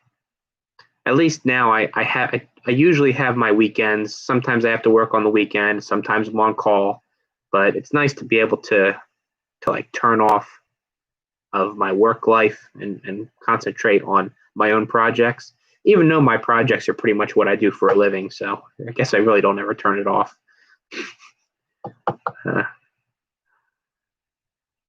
Ivan, appreciate you stopping in. And yeah, take it easy. Have a good night. Patrick, how you doing? What became of the lamp engine? I'm glad you brought that up, actually. So the lamp engine lamp is still in the garage over here. And recently I've had the idea of buying like a 14-foot V-hull boat and actually installing that engine in it just to putt around like the creeks and the lakes that we have around here in Jersey. I think that would be pretty fun. I don't know why this computer keeps shifting over. I think I'm sitting on the wire. Yeah, I think that would be pretty interesting. It doesn't run. I haven't gotten it running. I kind of just took it apart, cleaned it up, and set it aside for some reason. But I would definitely like to put that in a little boat and putt around in that. I think that would be cool. Mike D, what's your background? I don't know. I've been working on generators for the past 10 years. It's kind of a broad question. Went to high school for electrical motor controls and commercial electrical construction. That's all I'm going to say about that. Okay. 50-1 two-stroke is too little. Never go under 32-1. I'm pretty sure my Echo Weed Whacker takes 50-1.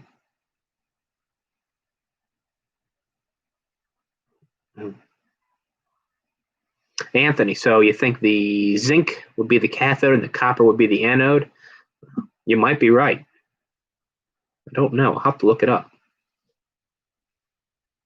Any books I would highly recommend on small engine and generators? There's a couple. Isn't there a Haynes manual for small engine repair, if I'm not mistaken? Yeah. I think there's actually a Haynes manual for like generators as well. Joe Steele, how you doing? I have your witty engine's big brother. In fact, I have 4 of them. So what do you have, Joe? Do you have the 12 horse diesel electric plant? Another Joe. Have it played with brushless permanent magnet motors and turn them into generators. Are you talking like DC permanent magnet motors? Yeah, I mean, I've fooled around with them. Once I took a little 2-stroke engine and connected it to a little electric motor off of a scooter, like electric scooter, made a little DC generator out of that. It wasn't useful for anything. It was just an odd little project. Roy, how you doing? Ricky, how you doing?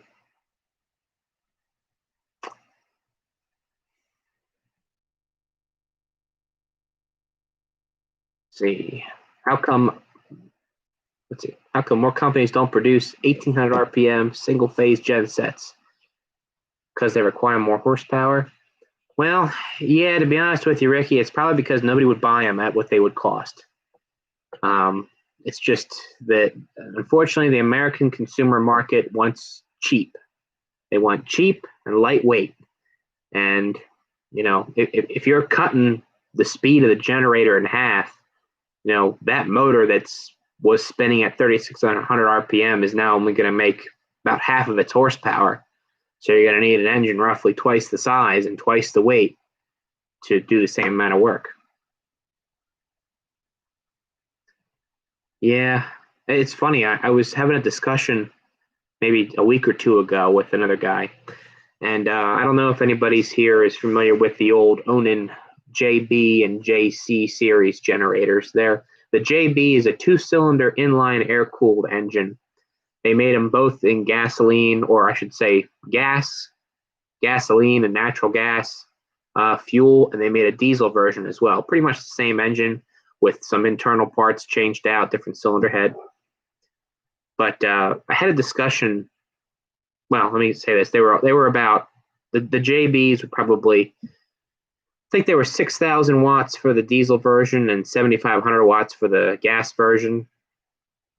And we were talking, and the original sale price, taking the original sale price of that unit back in the 60s and marking it up for today's dollars would put a 6.5 or a 7 kilowatt generator in the $6,000 range, $6,500 range, something like that.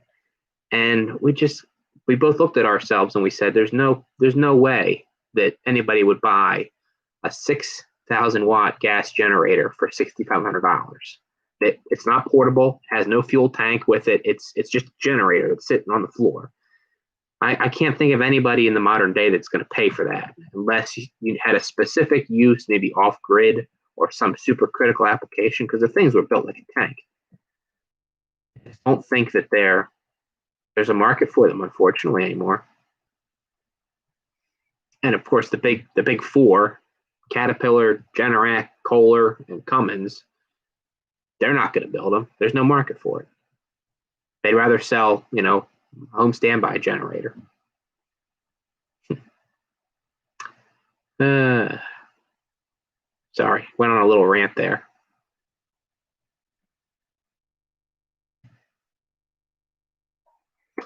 Rollins, how long have I known Road King? Probably about 11 years now. Yeah. I think we were first introduced on YouTube, actually, and we met up at the Jacktown Engine Show.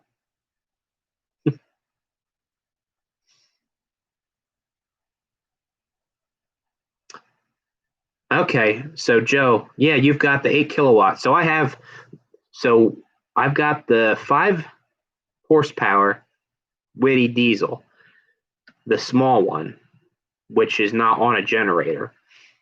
But I've also got 2 of the 8 kilowatt diesel electric sets. I don't know what engine that is, if it's the CD or the BD or what. I don't know off the top of my head. It's the one with the open rocker arms. And the one 8 kilowatt that I have that's complete and running, I take that to shows quite often, but I've got another 8 kilowatt set that's complete. It's just in parts. It needs to be reassembled. Okay, let's see. William, what exactly do I do at work? Well, what do I do at work is I service, maintain, repair, troubleshoot, test, maintain, standby generator sets. Typically commercial industrial units, but occasionally home standby generators,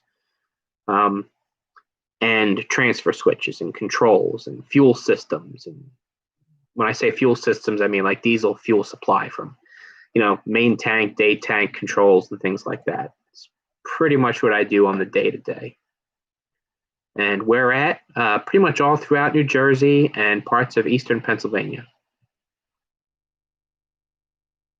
And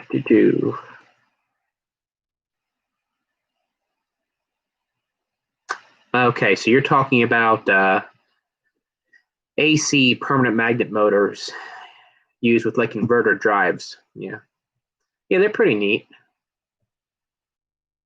Don't really play around with the motors though. I don't get my hands on that kind of stuff very often. Yeah, Rodney, that's for sure. The 1800 RPM units will last a lot longer.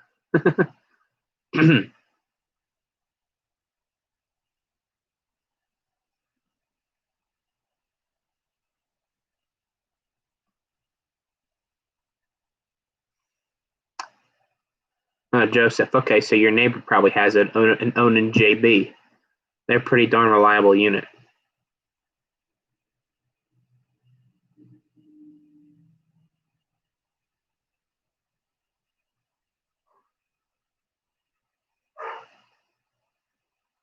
Okay, so Rex, so the unit, the generator itself is just an ordinary single phase AC generator, and they put it through some rectifiers to charge the battery banks. Okay. So the generator itself is nothing abnormal or nothing exotic. They're just feeding the rectifiers for the batteries. Okay.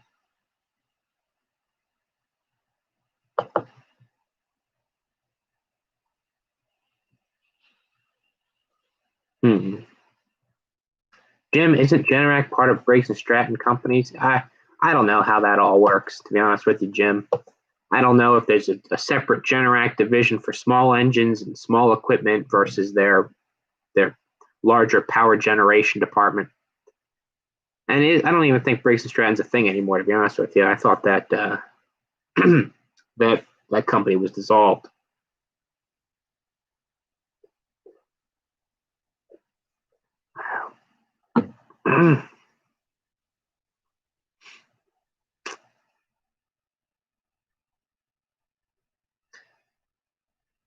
Oh, you grew up near New Brunswick, did you, Rex? Okay, that's pretty cool.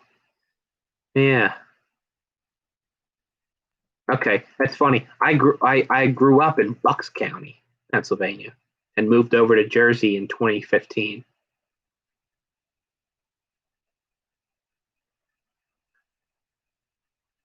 Jim, the black slime bugs out of diesel fuel. We use a product called, what is it? It's not low pour. I can't remember the name of it. It's an algicide just for that exact reason, to keep the algae from building up in the fuel tank. I can't remember the name of it off the top of my head though, darn it. What is it? I could try Googling it, but I'm never going to think of the name.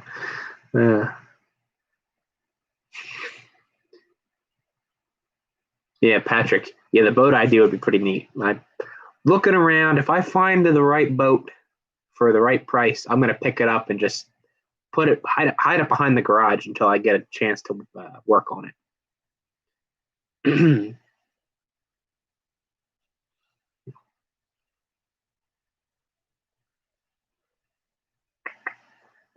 All right. Tommy, did I ever find out what caused the gunk in the tank? No, to be honest with you, after I did the repair, the thing's been working fine ever since. I just make it a point on the PM sheet for that unit that every 6 months We got to check the check the drip leg on the outlet from the vaporizer and see if any of that stuff is building up again. William, do I watch any other YouTubers? Oh, yeah, sure I do. YouTube is all I watch. I don't watch television. I don't watch broadcast television anymore. YouTube is pretty much my only entertainment aside from working on generators and stuff. And I don't know, there's too many to list, you know. There's a lot of YouTube channels I watch. Sometimes I don't even watch like the big guys. Sometimes I'll just go in one of those YouTube black holes and just click through videos for hours, you know. But there's too many even list. I like them. I like machine shop type videos too. I've been watching a lot more of those lately. Even though I don't profess to be a machinist. I don't think I'm ever going to be a professional machinist type person. But I do like using the lathe and the mill. It's good to learn other tricks from people.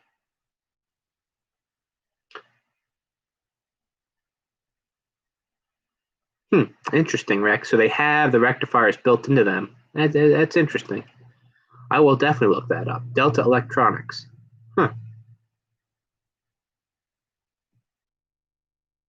Bolin, so how do I know Road King? Well, I think I said earlier, I met him. We first communicated over YouTube, and we met up at the Jacktown Engine Show way back in 2009, and we've been friends ever since. We're not related at all. You know, it just so happened we lived fairly close to each other. Initially, when I was still living in Pennsylvania, we only lived maybe 25 minutes apart. So it was good. It's good to meet somebody who had a similar interest.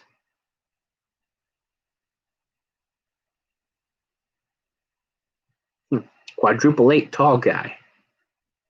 Yeah, well, that's cool. 5S is a nice little engine to play with.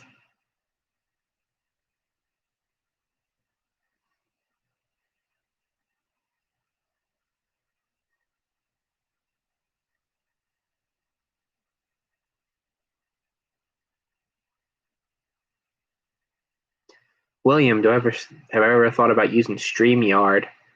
Yeah, it would be neat to have somebody on here as well. I don't really know how to do that. I guess I would have to ask somebody about that. The problem is I don't really plan these live streams. It's pretty much if I don't have a video to put up, I'll do a live stream. So I don't really plan ahead for these kind of things. I mean, heck, we've already been on for an hour and 45 minutes. Time flies.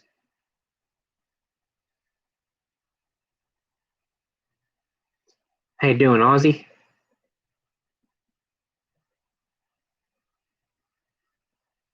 DM Enterprises. You live in Bucks County. What town do you live in?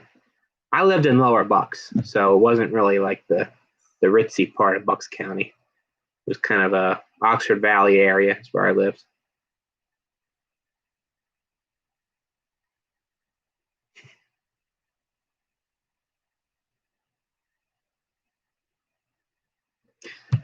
Cutting Edge Engineering. I will check them out. Let me look up that one, that Delta Electronics, real quick.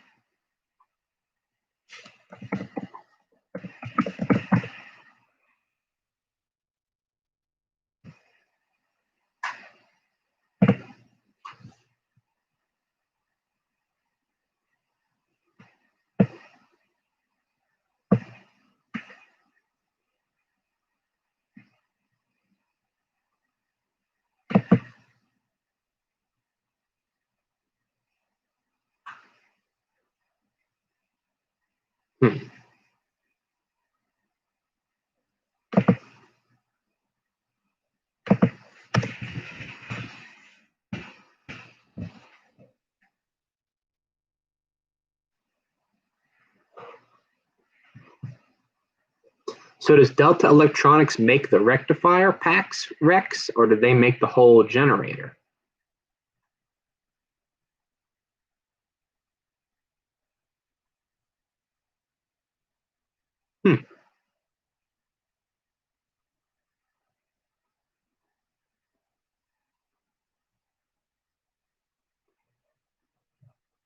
Sorry, catching up here.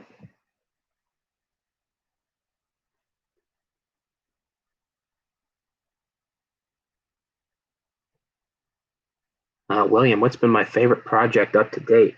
I really don't know. I've worked, I've had a lot of projects over the years go through the garage. Um, and I really like the cat generator, even though I haven't been working on it lately. I gotta say that's probably going to be one of my prized possessions when it's all said and done. And I think it'll be a good accomplishment when it's correct and running.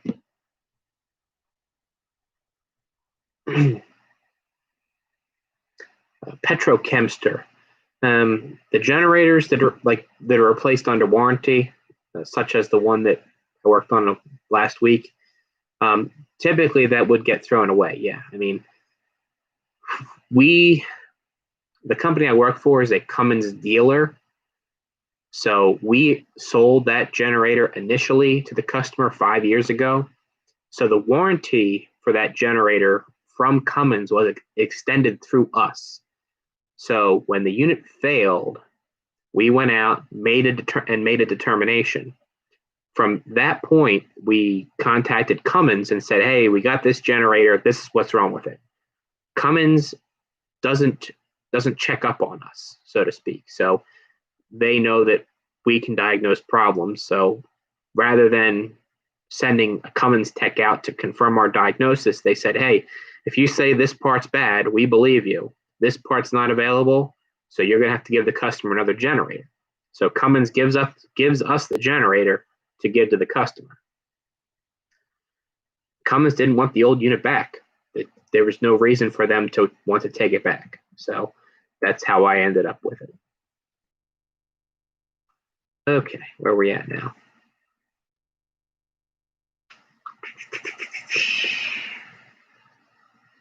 Tommy, how did I make the true up the valve head to the stem? I didn't show that on the video, and I probably should have. I have a valve grinder. Once I put the head on the stem and peened it over, I just chucked the stem up in the valve grinder and trued up the final 45-degree angle for the sealing surface on the valve grinder. And it took a little bit of grinding because when I was peening it around, I kind of cocked the head a little bit. So I had to remove a fair amount of material, but it came out pretty well. Alan, what's the most common genset engine in large buildings? Probably Cummins. In this area, New Jersey, Pennsylvania, Caterpillar and Cummins are the big ones. You'll see some Detroits as well on older units. They're pretty common, but Caterpillar and Cummins, that's the big ones here.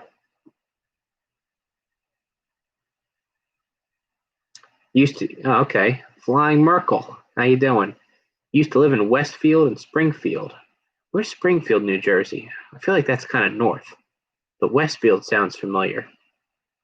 I live in South Jersey near Mullica Hill, so I'm not sure where that's at. Westfield, I've heard of that town, but I can't picture where it's at.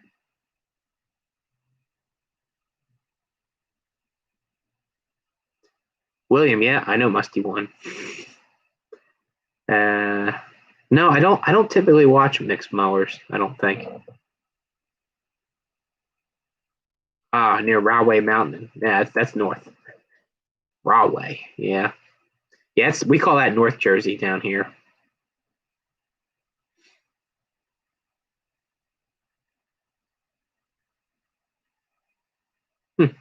Yeah, okay. So Rex, so they do make the unit. Perkins engine, Leroy Summer generator. That sounds pretty bulletproof.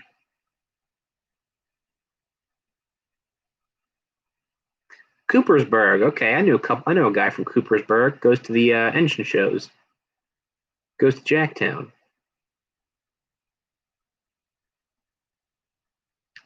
Grew up in Willow Grove. I do a lot of work at Abington Hospital over there in Abington, near Jenkintown.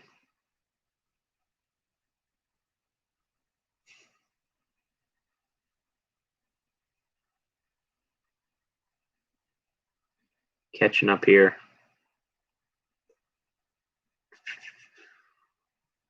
William, what would I recommend for a generator? Well, if you're looking for like a home standby unit, like one of those package whole home standby units, I don't think I can give you a recommendation. They're all the same to me. Generac, Kohler, Cummins, they're all pretty much the same thing. I think Kohler has a little leg up in the reliability aspect for controls of the engine, but other than that, I'm pretty sure they're all the same.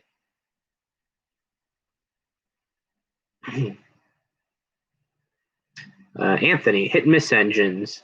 Well, it's a little bit difficult to find one like in the wild, you might say. So it's pretty unlikely you're going to find one in a barn and in a field that hasn't been touched for years.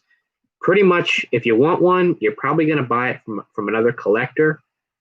And for your typical engine, if it's a common engine like a Stover or a Hercules or an Associate or something like that, Associated or something like that, or International Harvester, most of those engines in non-running but in decent shape are probably going to be in the $400 to $600 range, maybe a little bit cheaper. But if you want a good complete engine, non-running, so it's a little bit of a project, you're going to pay more for a running engine, obviously. But $400 to $600 range for like a Stover or a Hercules or an Associate or something like that, that'd be a pretty fair price. Or Fairbanks Morse. A lot of Fairbanks Morse engines are not hit and miss, though. Same thing with International Harvesters. Not to say that they didn't make hit and miss engines. The hit and miss International Harvesters, like the Titans, and what's the other one? The Famous, International Famous. They're a pretty high dollar engine, so you're gonna lay out some cash for one of those.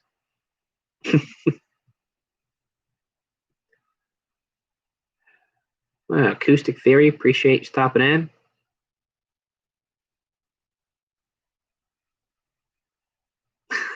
Bolins, yeah, that was the time we found the bear by the side of the road. Oh yeah, I remember.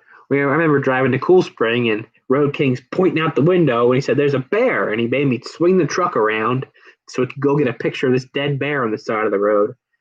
Ah, the memories.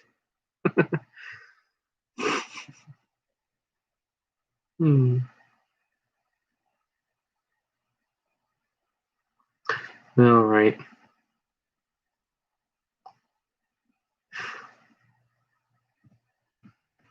All right, still catching up here.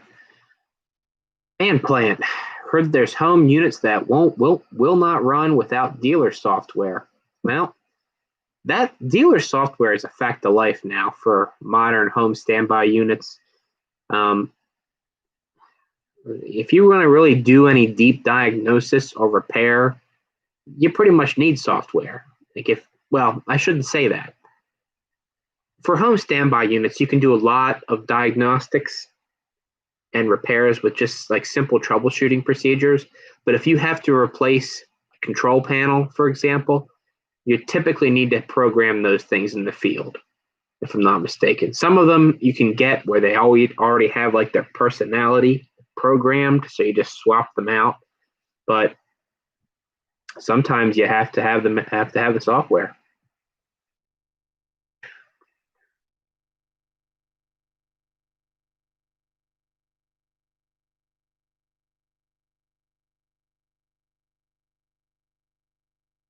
Yeah, Jim.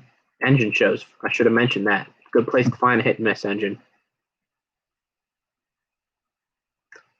How you doing, Bruce?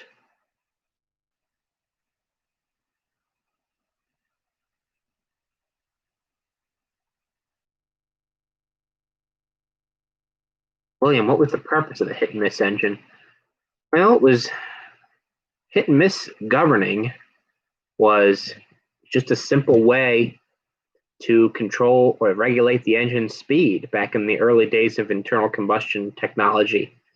And it stuck just for its utter simplicity.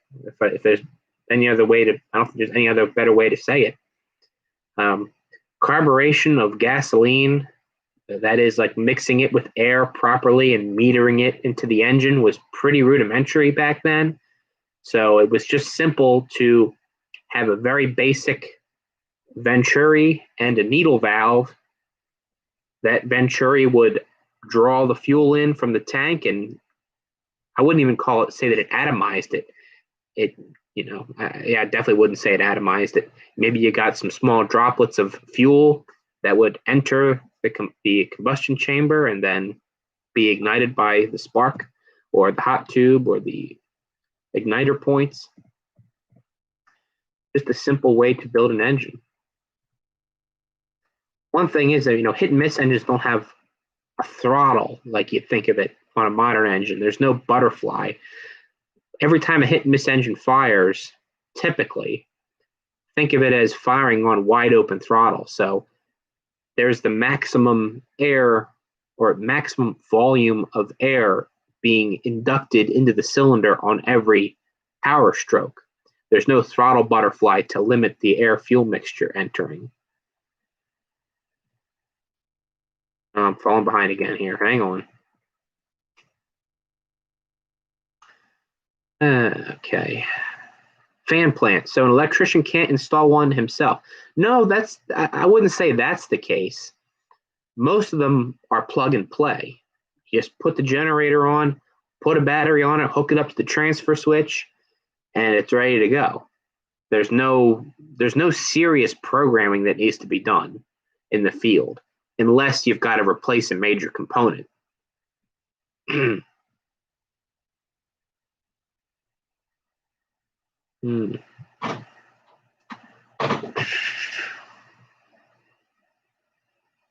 DM. Yeah. As a matter of fact, I'll be over there at Abington Hospital this week finishing up a job.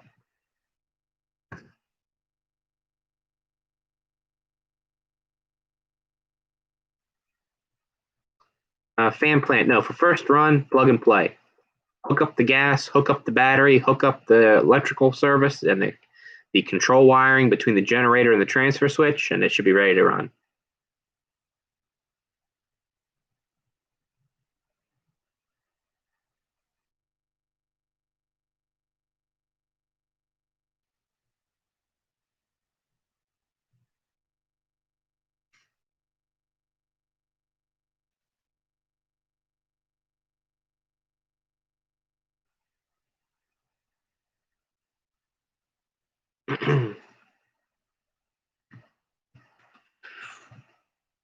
Just reading the comments here.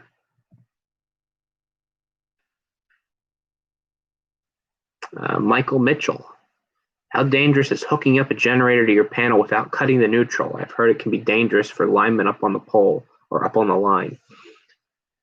What do you mean by cutting the neutral? So most residential services, they only break the two lines with the main breaker. Your neutral is technically is also your ground when it's inside the panel. It's only after the lines exit the panel do your neutral and ground become separated. So I'm not quite sure what you're asking. You definitely do not want to backfeed the panel without a transfer switch. I mean, I know there's guys that have the cord they plug into their dryer receptacle and then they just open the utility breaker in their panel. I'm not going to comment on that. I don't think that's quite the way it should be done. One day I have to make a video of how I have it set up here at the house, just so I can hook up different generators. But the neutral is not so much the problem. The problem is the lines.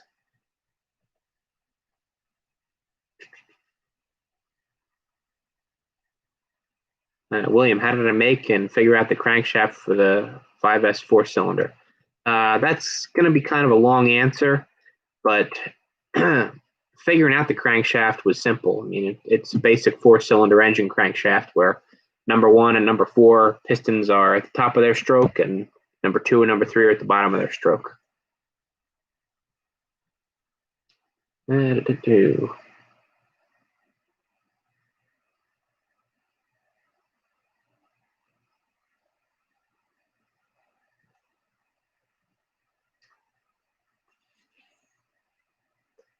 M Cruise. No, I don't have an air filter for a Briggs Model B. You might be able to get a hold of them on eBay. Yeah, acoustic theory. Good transfer switch is the safest way to do it.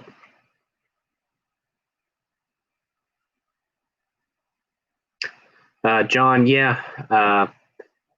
There are some situations where you do need the software, like you said. Flash a new personality or new firmware on the control panel. There are certain situations where you do need the dealer software. Not all of them, but certainly some of them.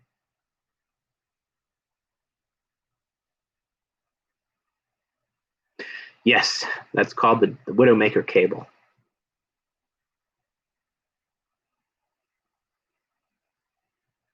Michael Mitchell. So typically for residential transfer switches, you do not break the neutral. No.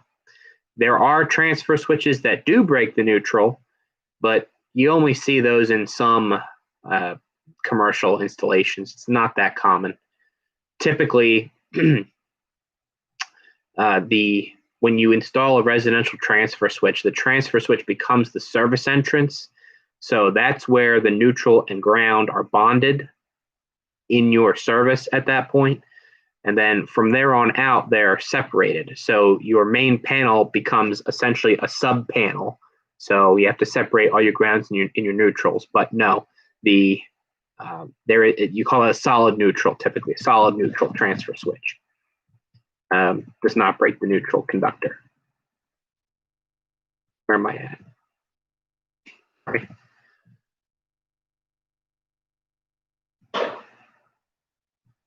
The doctor, how you doing? Okay, the Edison batteries. No, it's right here. So we're talking about the Edison battery again. So I picked up 7 of these.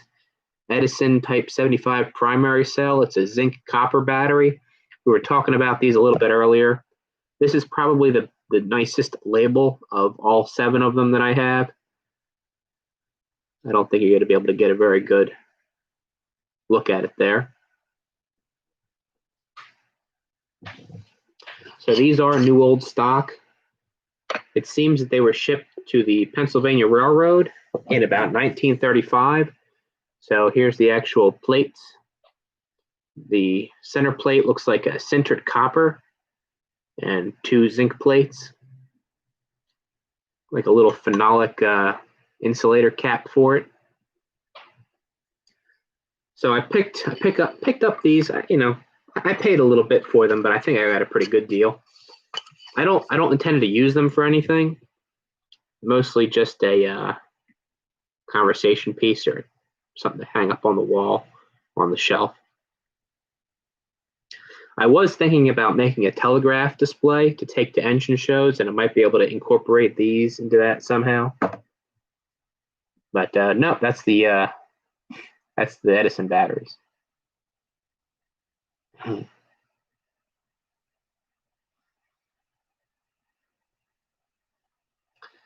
Hang on.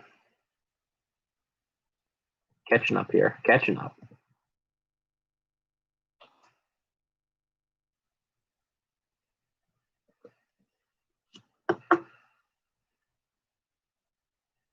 Yeah, Rex. I've never been to the Kutztown Folk Festival, but I went to I used to go to an auction every year up there. William, how many generators do I own personally? I don't know how many off the top of my head. To be honest with you, I think at least somewhere between 12 and 20 different generators of different sizes and different conditions. Not all of them run. Yeah. In fact, probably most of them don't run. Most of them are projects I just haven't got to yet.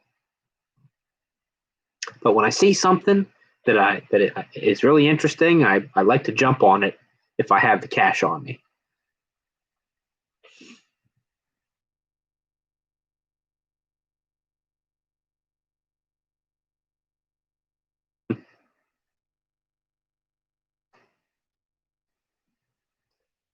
Hang on.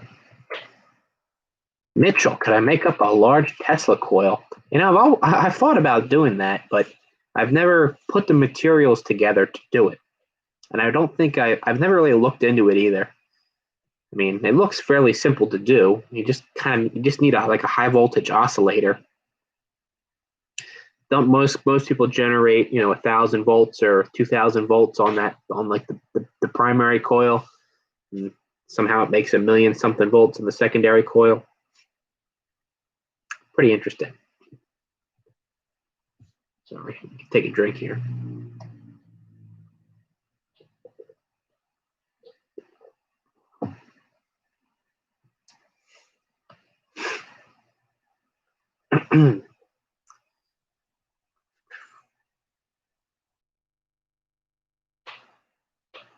All right. Any recommendations for someone in the Abington area to install home standby? We work with a electrical contractor to do the installs that we sell. Who is it? All Phase, I believe, or All Systems is the electrical contractor that we use to do our installs. We don't sell too many residential generators, but I believe we use All Systems, and they do pretty good work. Yeah, born 100 years too late. Yeah, definitely want to display them. Oh, here's a good question. So the label. This is a piece of paper that was glued onto the glass 90 years ago. What do you think about preserving this paper? Should I coat it with some kind of varnish or lacquer to keep it from fading and deteriorating? Because if I make a display to bring to shows, they're going to be in the heat in the summertime.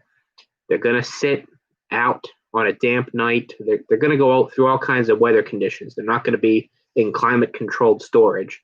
So do you think like a clear lacquer or a clear varnish over this paper would help preserve it? I'm not so much worried about the rest of it.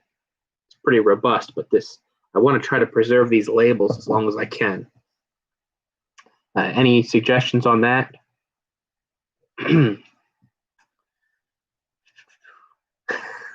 You bought too many conversation pieces through the years, huh? Yeah, I know the feeling. Okay.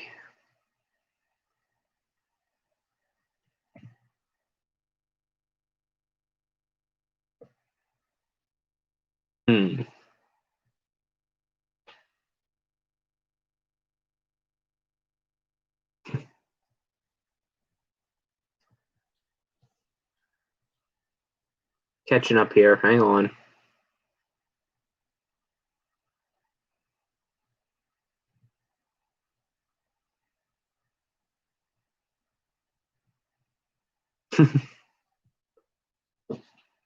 Oh, Mike, there's a mouse up on that shelf. What shelf would that be?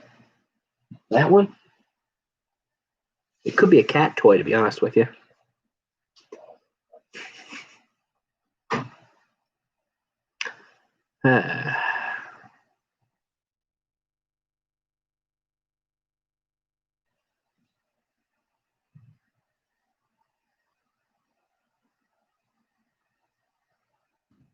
Richard. Edison battery looks like an Edison Landale cell. Lalande cell.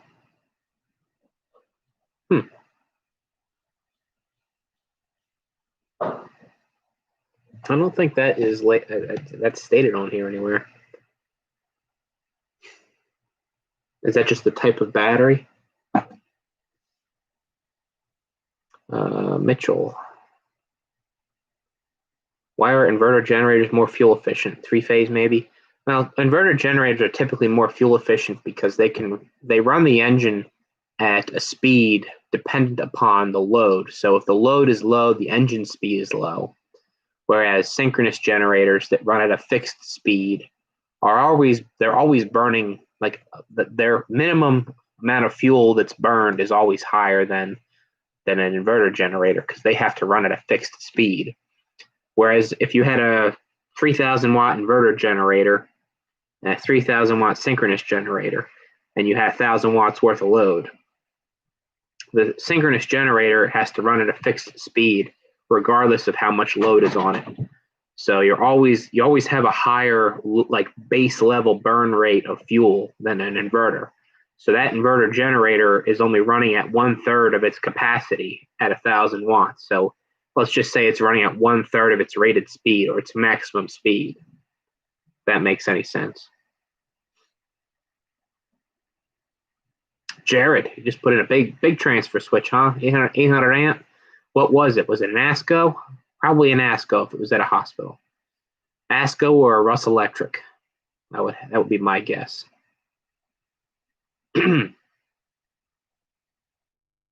Yeah, flyback transformer and something to get it to oscillate. Okay. Yep. What about a mechanical oscillator, Mitchell? What frequency are you looking for like that for the primary oscillator? I mean, are you talking in the kilohertz range or megahertz range or what? I guess megahertz would be radio. Definitely not that high.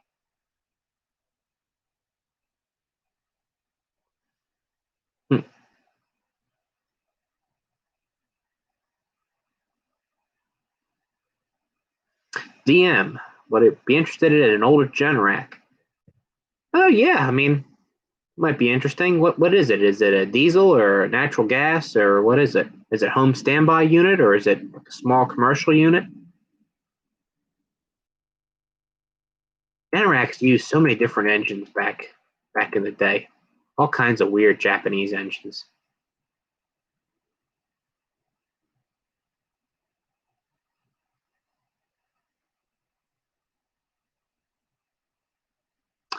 Acoustic theory, horsehide glue? Is that to preserve the label for this? That's what you would recommend, horsehide glue?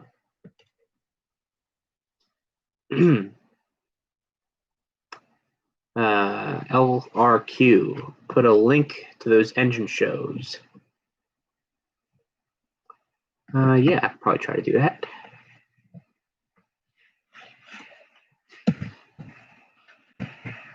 Try to look this up.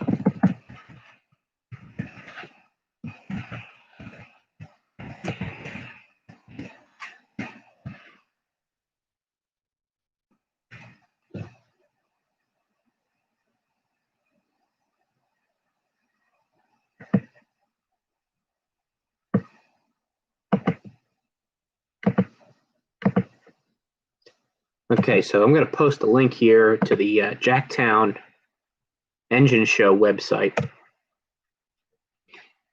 That's the one that I try to go to. Well, I usually go there 4 times a year. They canceled all their shows this year, though, unfortunately. Varnish could do, okay.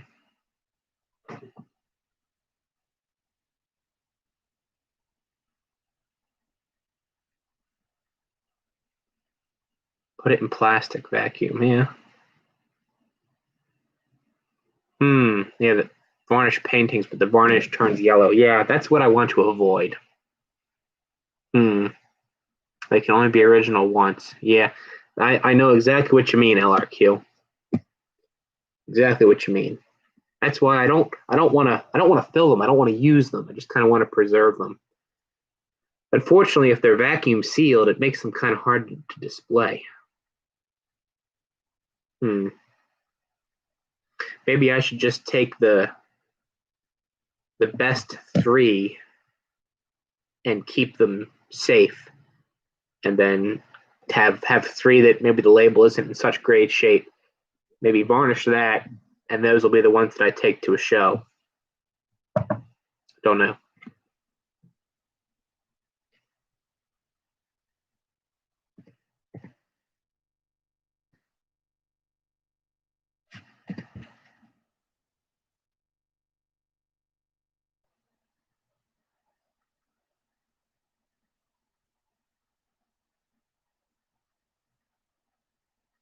Oh boy, catching up here.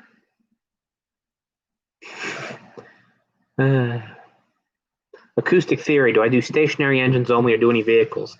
I do not really do any automotive work. It's mostly stationary stuff. It's funny. I'm going to I'm going to look at a truck tomorrow, though. Actually, it's a 1953 Chevy, like steak body truck.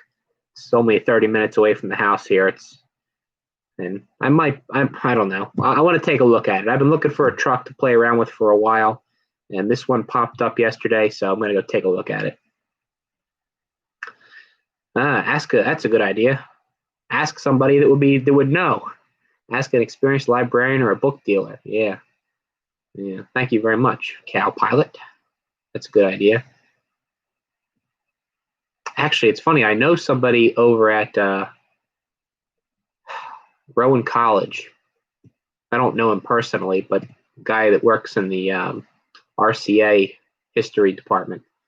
He might have some good information for preserving that label.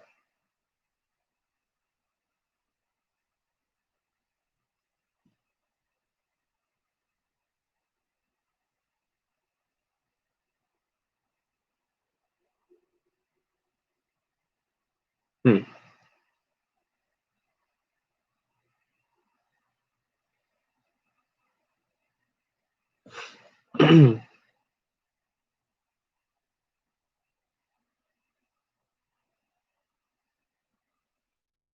Yeah, Anthony, that's a good old fashioned way to reflash a generator. When you spin the drill of the chuck of that drill, you're going to generate a little bit of voltage that you can feed back into the stator and kind of kickstart the buildup of the generator's field.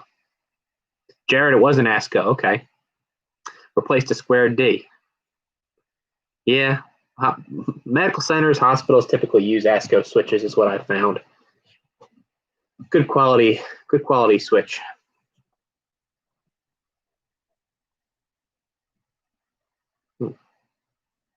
Oh, okay. So acoustic, that was probably what was used to glue it originally. Okay.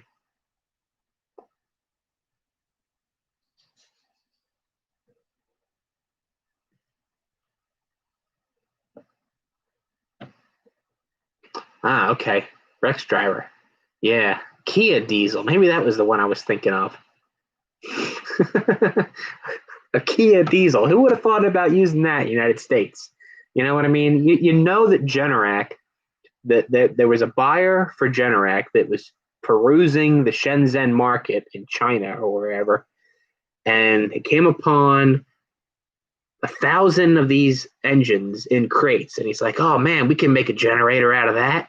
See, that's what the thing is with Generac, and that I've seen. They pretty much just take some engine, and some controller, some radiator, and their homespun generator, cram it all together, and say, "Yeah, this would be a good generator, no problem. You can get parts for this Kia engine, right? Yeah, no problem." I don't know.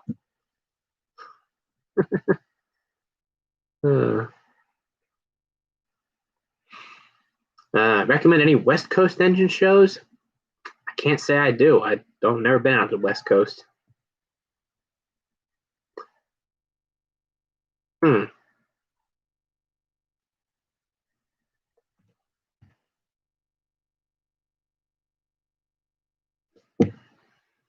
Hmm.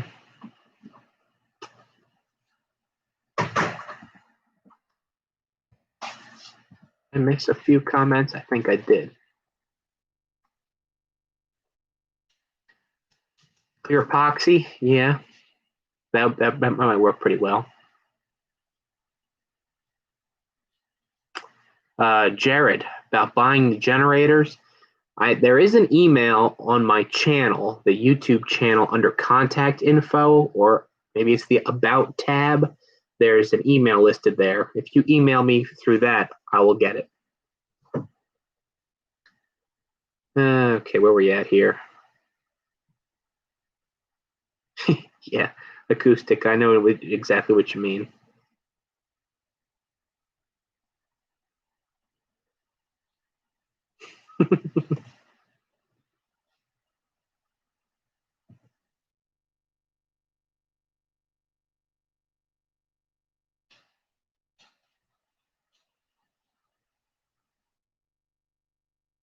Hi, Colin. How you doing? Oh, that's a good idea, Dave. Huh.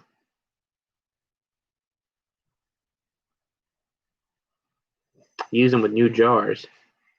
And here, what about, yeah, I'm sure you could find a similar jar, maybe with the same opening. This is probably a standard size jar, wouldn't you think? Like a canning jar. There's a number at the bottom of it. 53, 17, and then a 16 at the bottom here.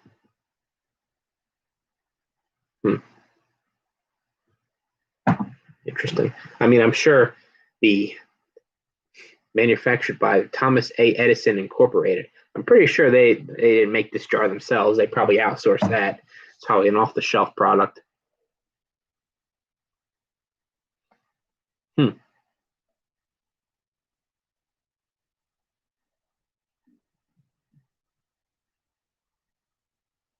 Oh, yeah, that would be pretty neat. Putting a 6B in an old Bronco. That porky little engine.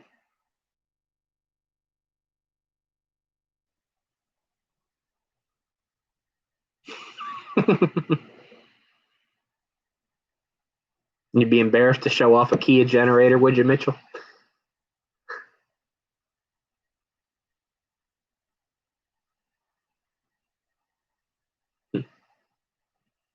William, I think the best way to get some knowledge is hands-on, but you have to be very careful. You know, I don't recommend. Well, I shouldn't say this because people are capable. You know, but just have some trepidation when you're working on a generator because you know the wrong circumstance could kill you. I don't mean to scare you or sound morbid, but it's true.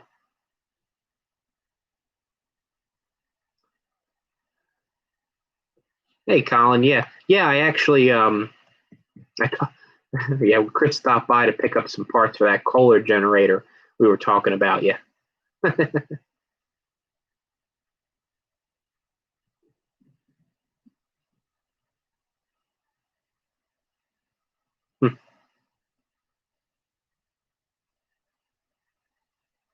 Yeah, Philip, I can definitely see that.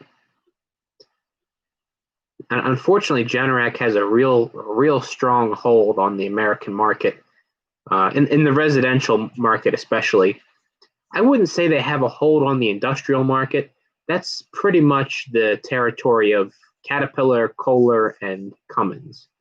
Generac tries to get their foot in the door here and there. I've seen a few large Generac equipment installations, but they're few and far in between, at least in the East Coast here, or my part of the East Coast, I would say.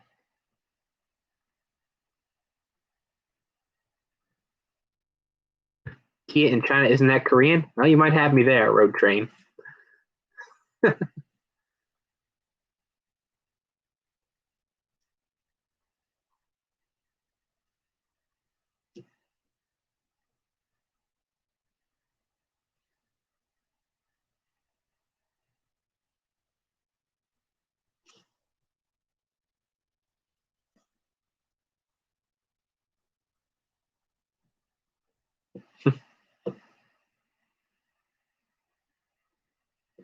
Keith, you don't see an email? Oh, that's weird. Let me look. I'm pretty sure I don't go on my YouTube channel a whole lot. Let's see here. I should just be able to go to the channel.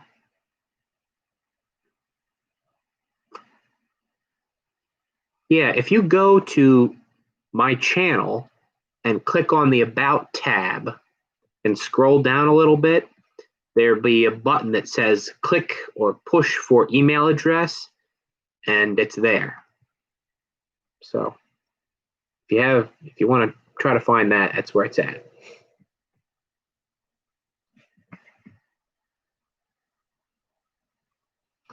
Okay, catching up. Idea, keep your Edison what happened here? Oh, sorry about that. Keep your Edison batteries display piece, then make new Edison style zinc copper batteries and use some kind of mild acid like citric acid. Use that to power an LED. Oh, okay. Just building batteries from scratch now, huh?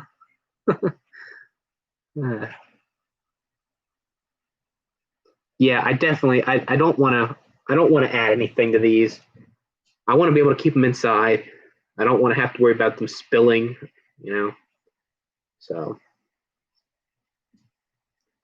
I think we'll just preserve it as is. Keep a few of them, inside here, climate controlled, out of sunlight, kind of preserve them. A couple of them. I like the idea of getting a reproduction label made and putting that over the bad ones, like the really bad ones, but keeping the good ones like this in original condition. And then the ones with the reproduction label, they can be the ones that hit the road and go to the engine shows and everything. That's probably the best idea. I guess I have to figure out a way to image this label, though. I don't know. It seems to be might be a little bit difficult trying to get a good image on a curved surface like this, but I'm sure somebody out there can do it.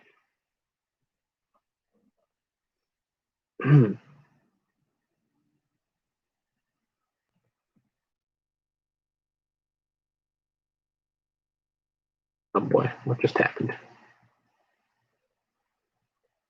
Sorry about that. Where am I at?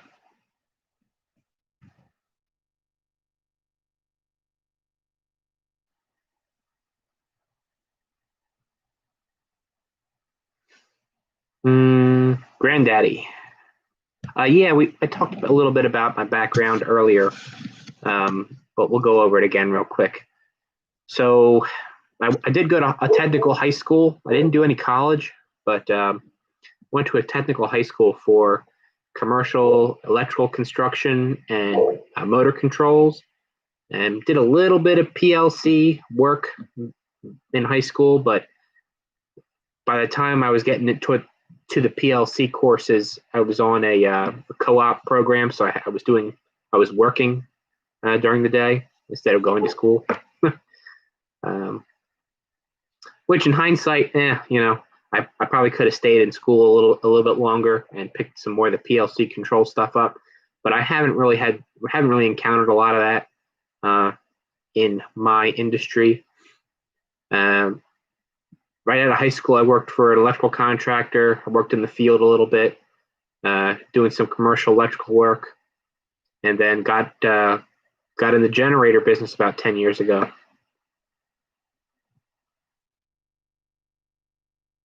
Mitchell, that's all you have up there is Generac, huh? That's something.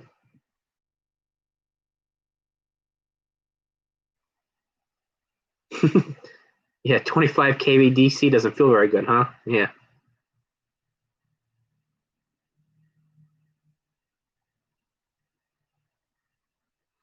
Yeah, Philip. Perkins, Cat, and Volvo. Yeah, we don't see a whole lot of Perkins units around here, Perkins engines. See a few Volvos. And of course, Caterpillar. Well, the newer Caterpillars use a Stanford, or don't they? I forget who new Caterpillar uses for generator ends. But the Cummins units use a Stanford. Kohler builds their own mostly. Caterpillar used to build their own generator ends.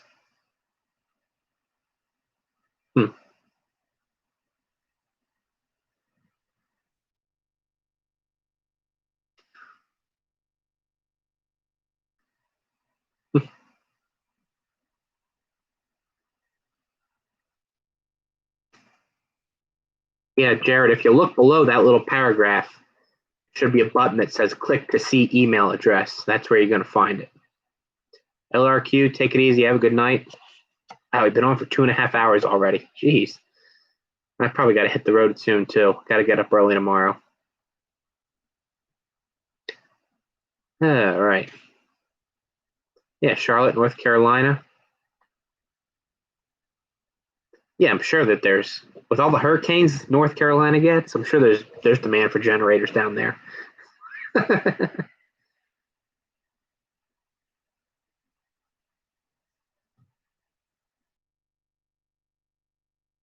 So yeah, the 5S's and the 6S's are they're really common around here. I was trying to think of something to compare it to, but yeah, they're very common.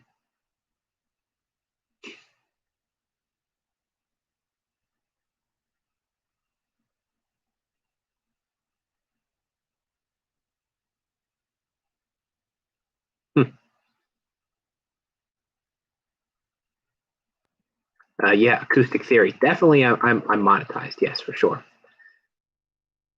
I've had a couple complaints about that, about too many commercials, but I hate to sound like this, but if I wasn't going to be monetized, if I didn't have the ability to have a little bit of income from YouTube videos, I don't think I would be posting many YouTube videos.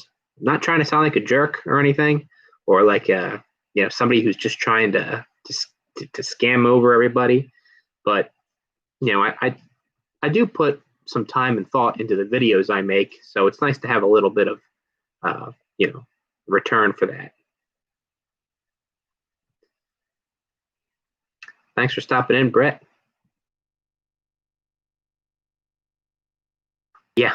Yeah, 120 rectified DC is what? That's about 140 volts or so DC.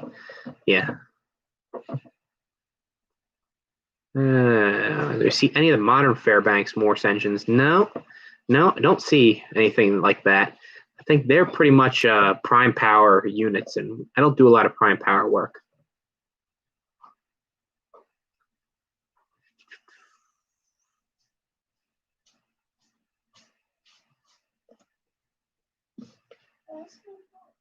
Why? Which one? Oh, you didn't leave it out here, did you? No, that's why I'm looking. Looking paperwork on the field for tomorrow. I can leave to wake up early, so it might be time to say goodbye to your friends. Okay.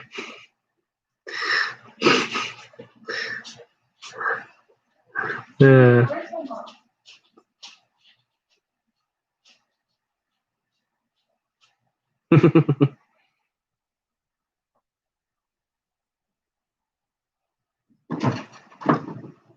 Yeah, Jim. It's funny. I have a Generac story. It's similar to what you just said there. A customer of ours had a 250 kilowatt Generac, and the governor started acting up on it. It would hunt a little bit, especially when you had a small change in load. There was actually a certain spot, right, probably around between 30 and 40% load, that the governor would just hunt, and I could not get rid of it. And this was, of course, it was a Generac with an H panel that used that goofy Bosch throttle actuator. And I plugged the GenLink software into it, and it's PID tuning on the governor. And I played with it for quite a while with the load bank, working it back and forth, trying to get it to settle out. And I couldn't get it right. So it got to the point where I was actually tweaking the internal governor, the mechanical governor in the injection pump, trying to get the response better. And it wasn't satisfactory to me.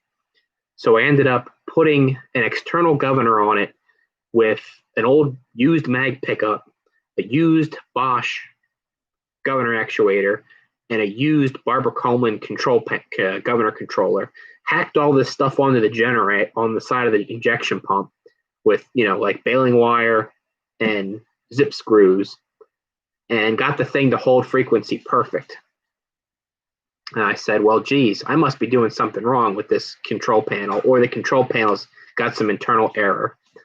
So we brought Generac out with the brand new control panel just in case. He plugged into it. He did all kinds of testing and resetting the governor. And finally turns out that that's their spec. He looked at me straight in the face, straight in the eyes, and said, looks like it's running fine to me. And I'm thinking to myself, no, it's not running fine. It's a generator with 40% load that's swinging a cycle and a half.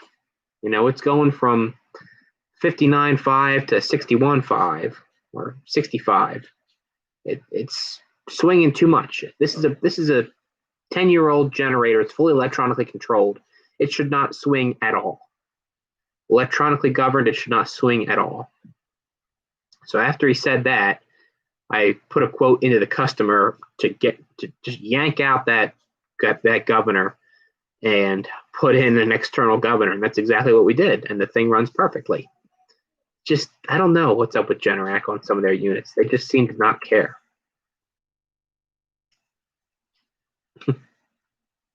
Yeah, Philip, that's for sure. I gotta stop going on these little rants. Uh,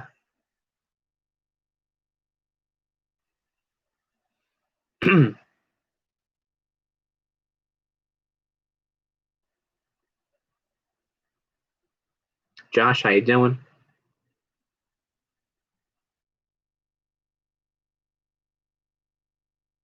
Yeah, exactly. Nothing free.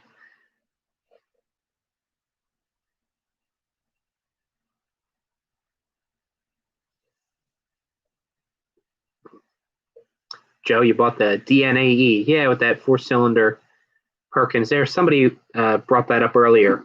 MEP 809 or something like that. Had the same engine.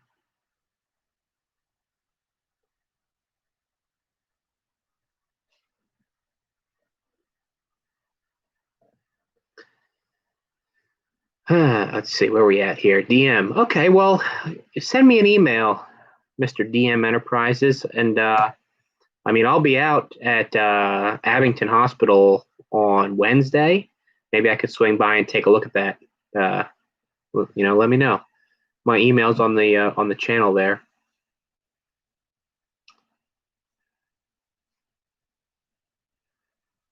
Philip, who the hell uses an injection pump on a diesel in the 21st century? Generac. I don't fault them for that. I mean, I don't want no, if I can avoid high pressure, computer controlled common rail stuff, I will. I have no problem with that. I can get an old school PT pump Cummins, an old Cat, anything. I can get that running 60 hertz bang on with an electronic governor. It's perfect. I don't need, complex computer controlled and monitoring for common rail injection.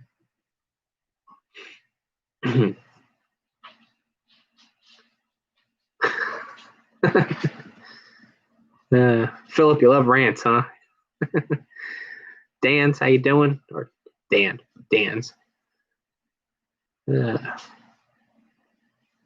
not getting any Christmas presents from Generac now. Yeah, I would say not.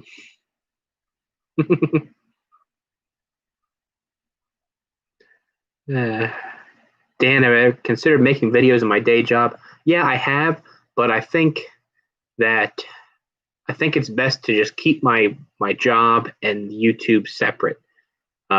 Plus, a lot of customers, I would imagine, just they don't want cameras around their facilities, and so that's typically why. And plus, when I'm on the job site, I'm doing the job. I think the customer would be a little annoyed if they're paying me by the hour. They want their generator fixed. They don't want me to make YouTube videos of their generator when they're paying me by the hour. So I think that could get a little dicey.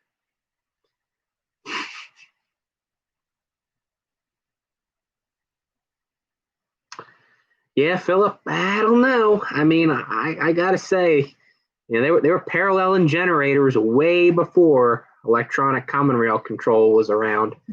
I mean, heck, I know one customer in particular that has a pair of 500 kW Cummins units. So they are VTA 28 engines spinning 4160 marathon generator ends with an ASCO synchronizing gear with American Bosch electronic governors. And they were installed new in 1979. And up until recently, the only thing that failed was a reverse current relay, a mag pickup, and one of the battery charging alternators on one of the units. Other than that, the system hasn't really failed. You can't fault the old simple PT pump controls, the old simple PT pump fuel systems, and an old electronic governor. It's pretty hard to fault that. Now, of course, when you're getting on grid scale power generation, multiple megawatts of power, that's a different story. But I'm not in that field, so I can't really consult on that.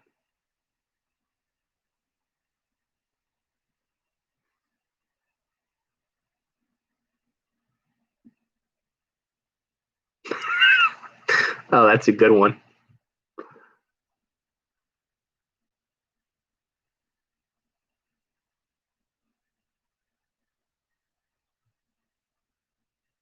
There's a reproduction of the battery label on eBay? Huh, I'm gonna have to check that out, Arthur. Hang on now. That could save me a lot of time.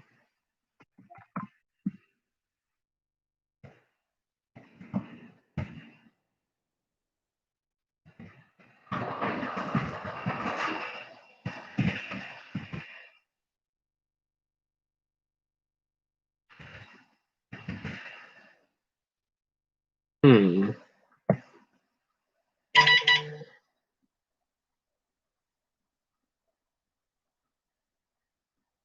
I'll do some looking for that label.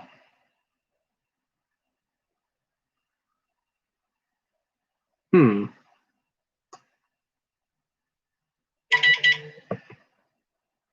Okay, the text machine's going off.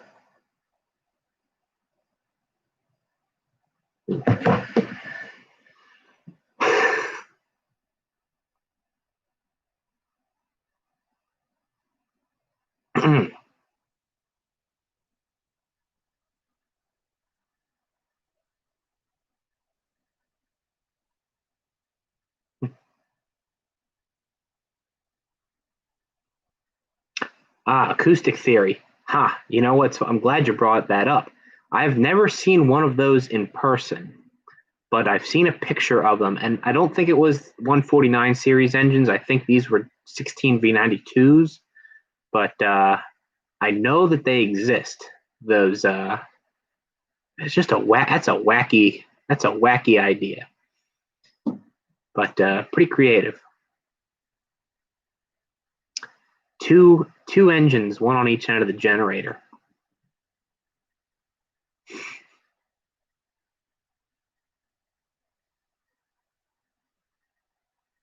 Any other hobbies besides engines?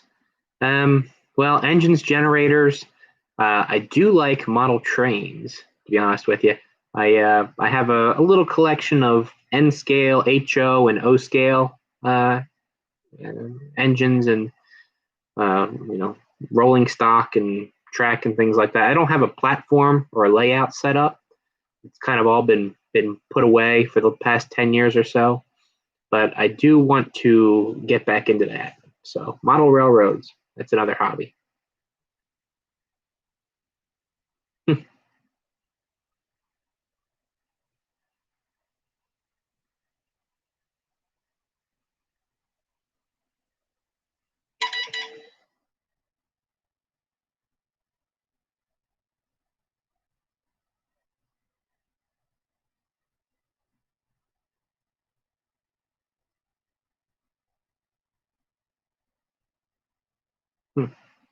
Interesting.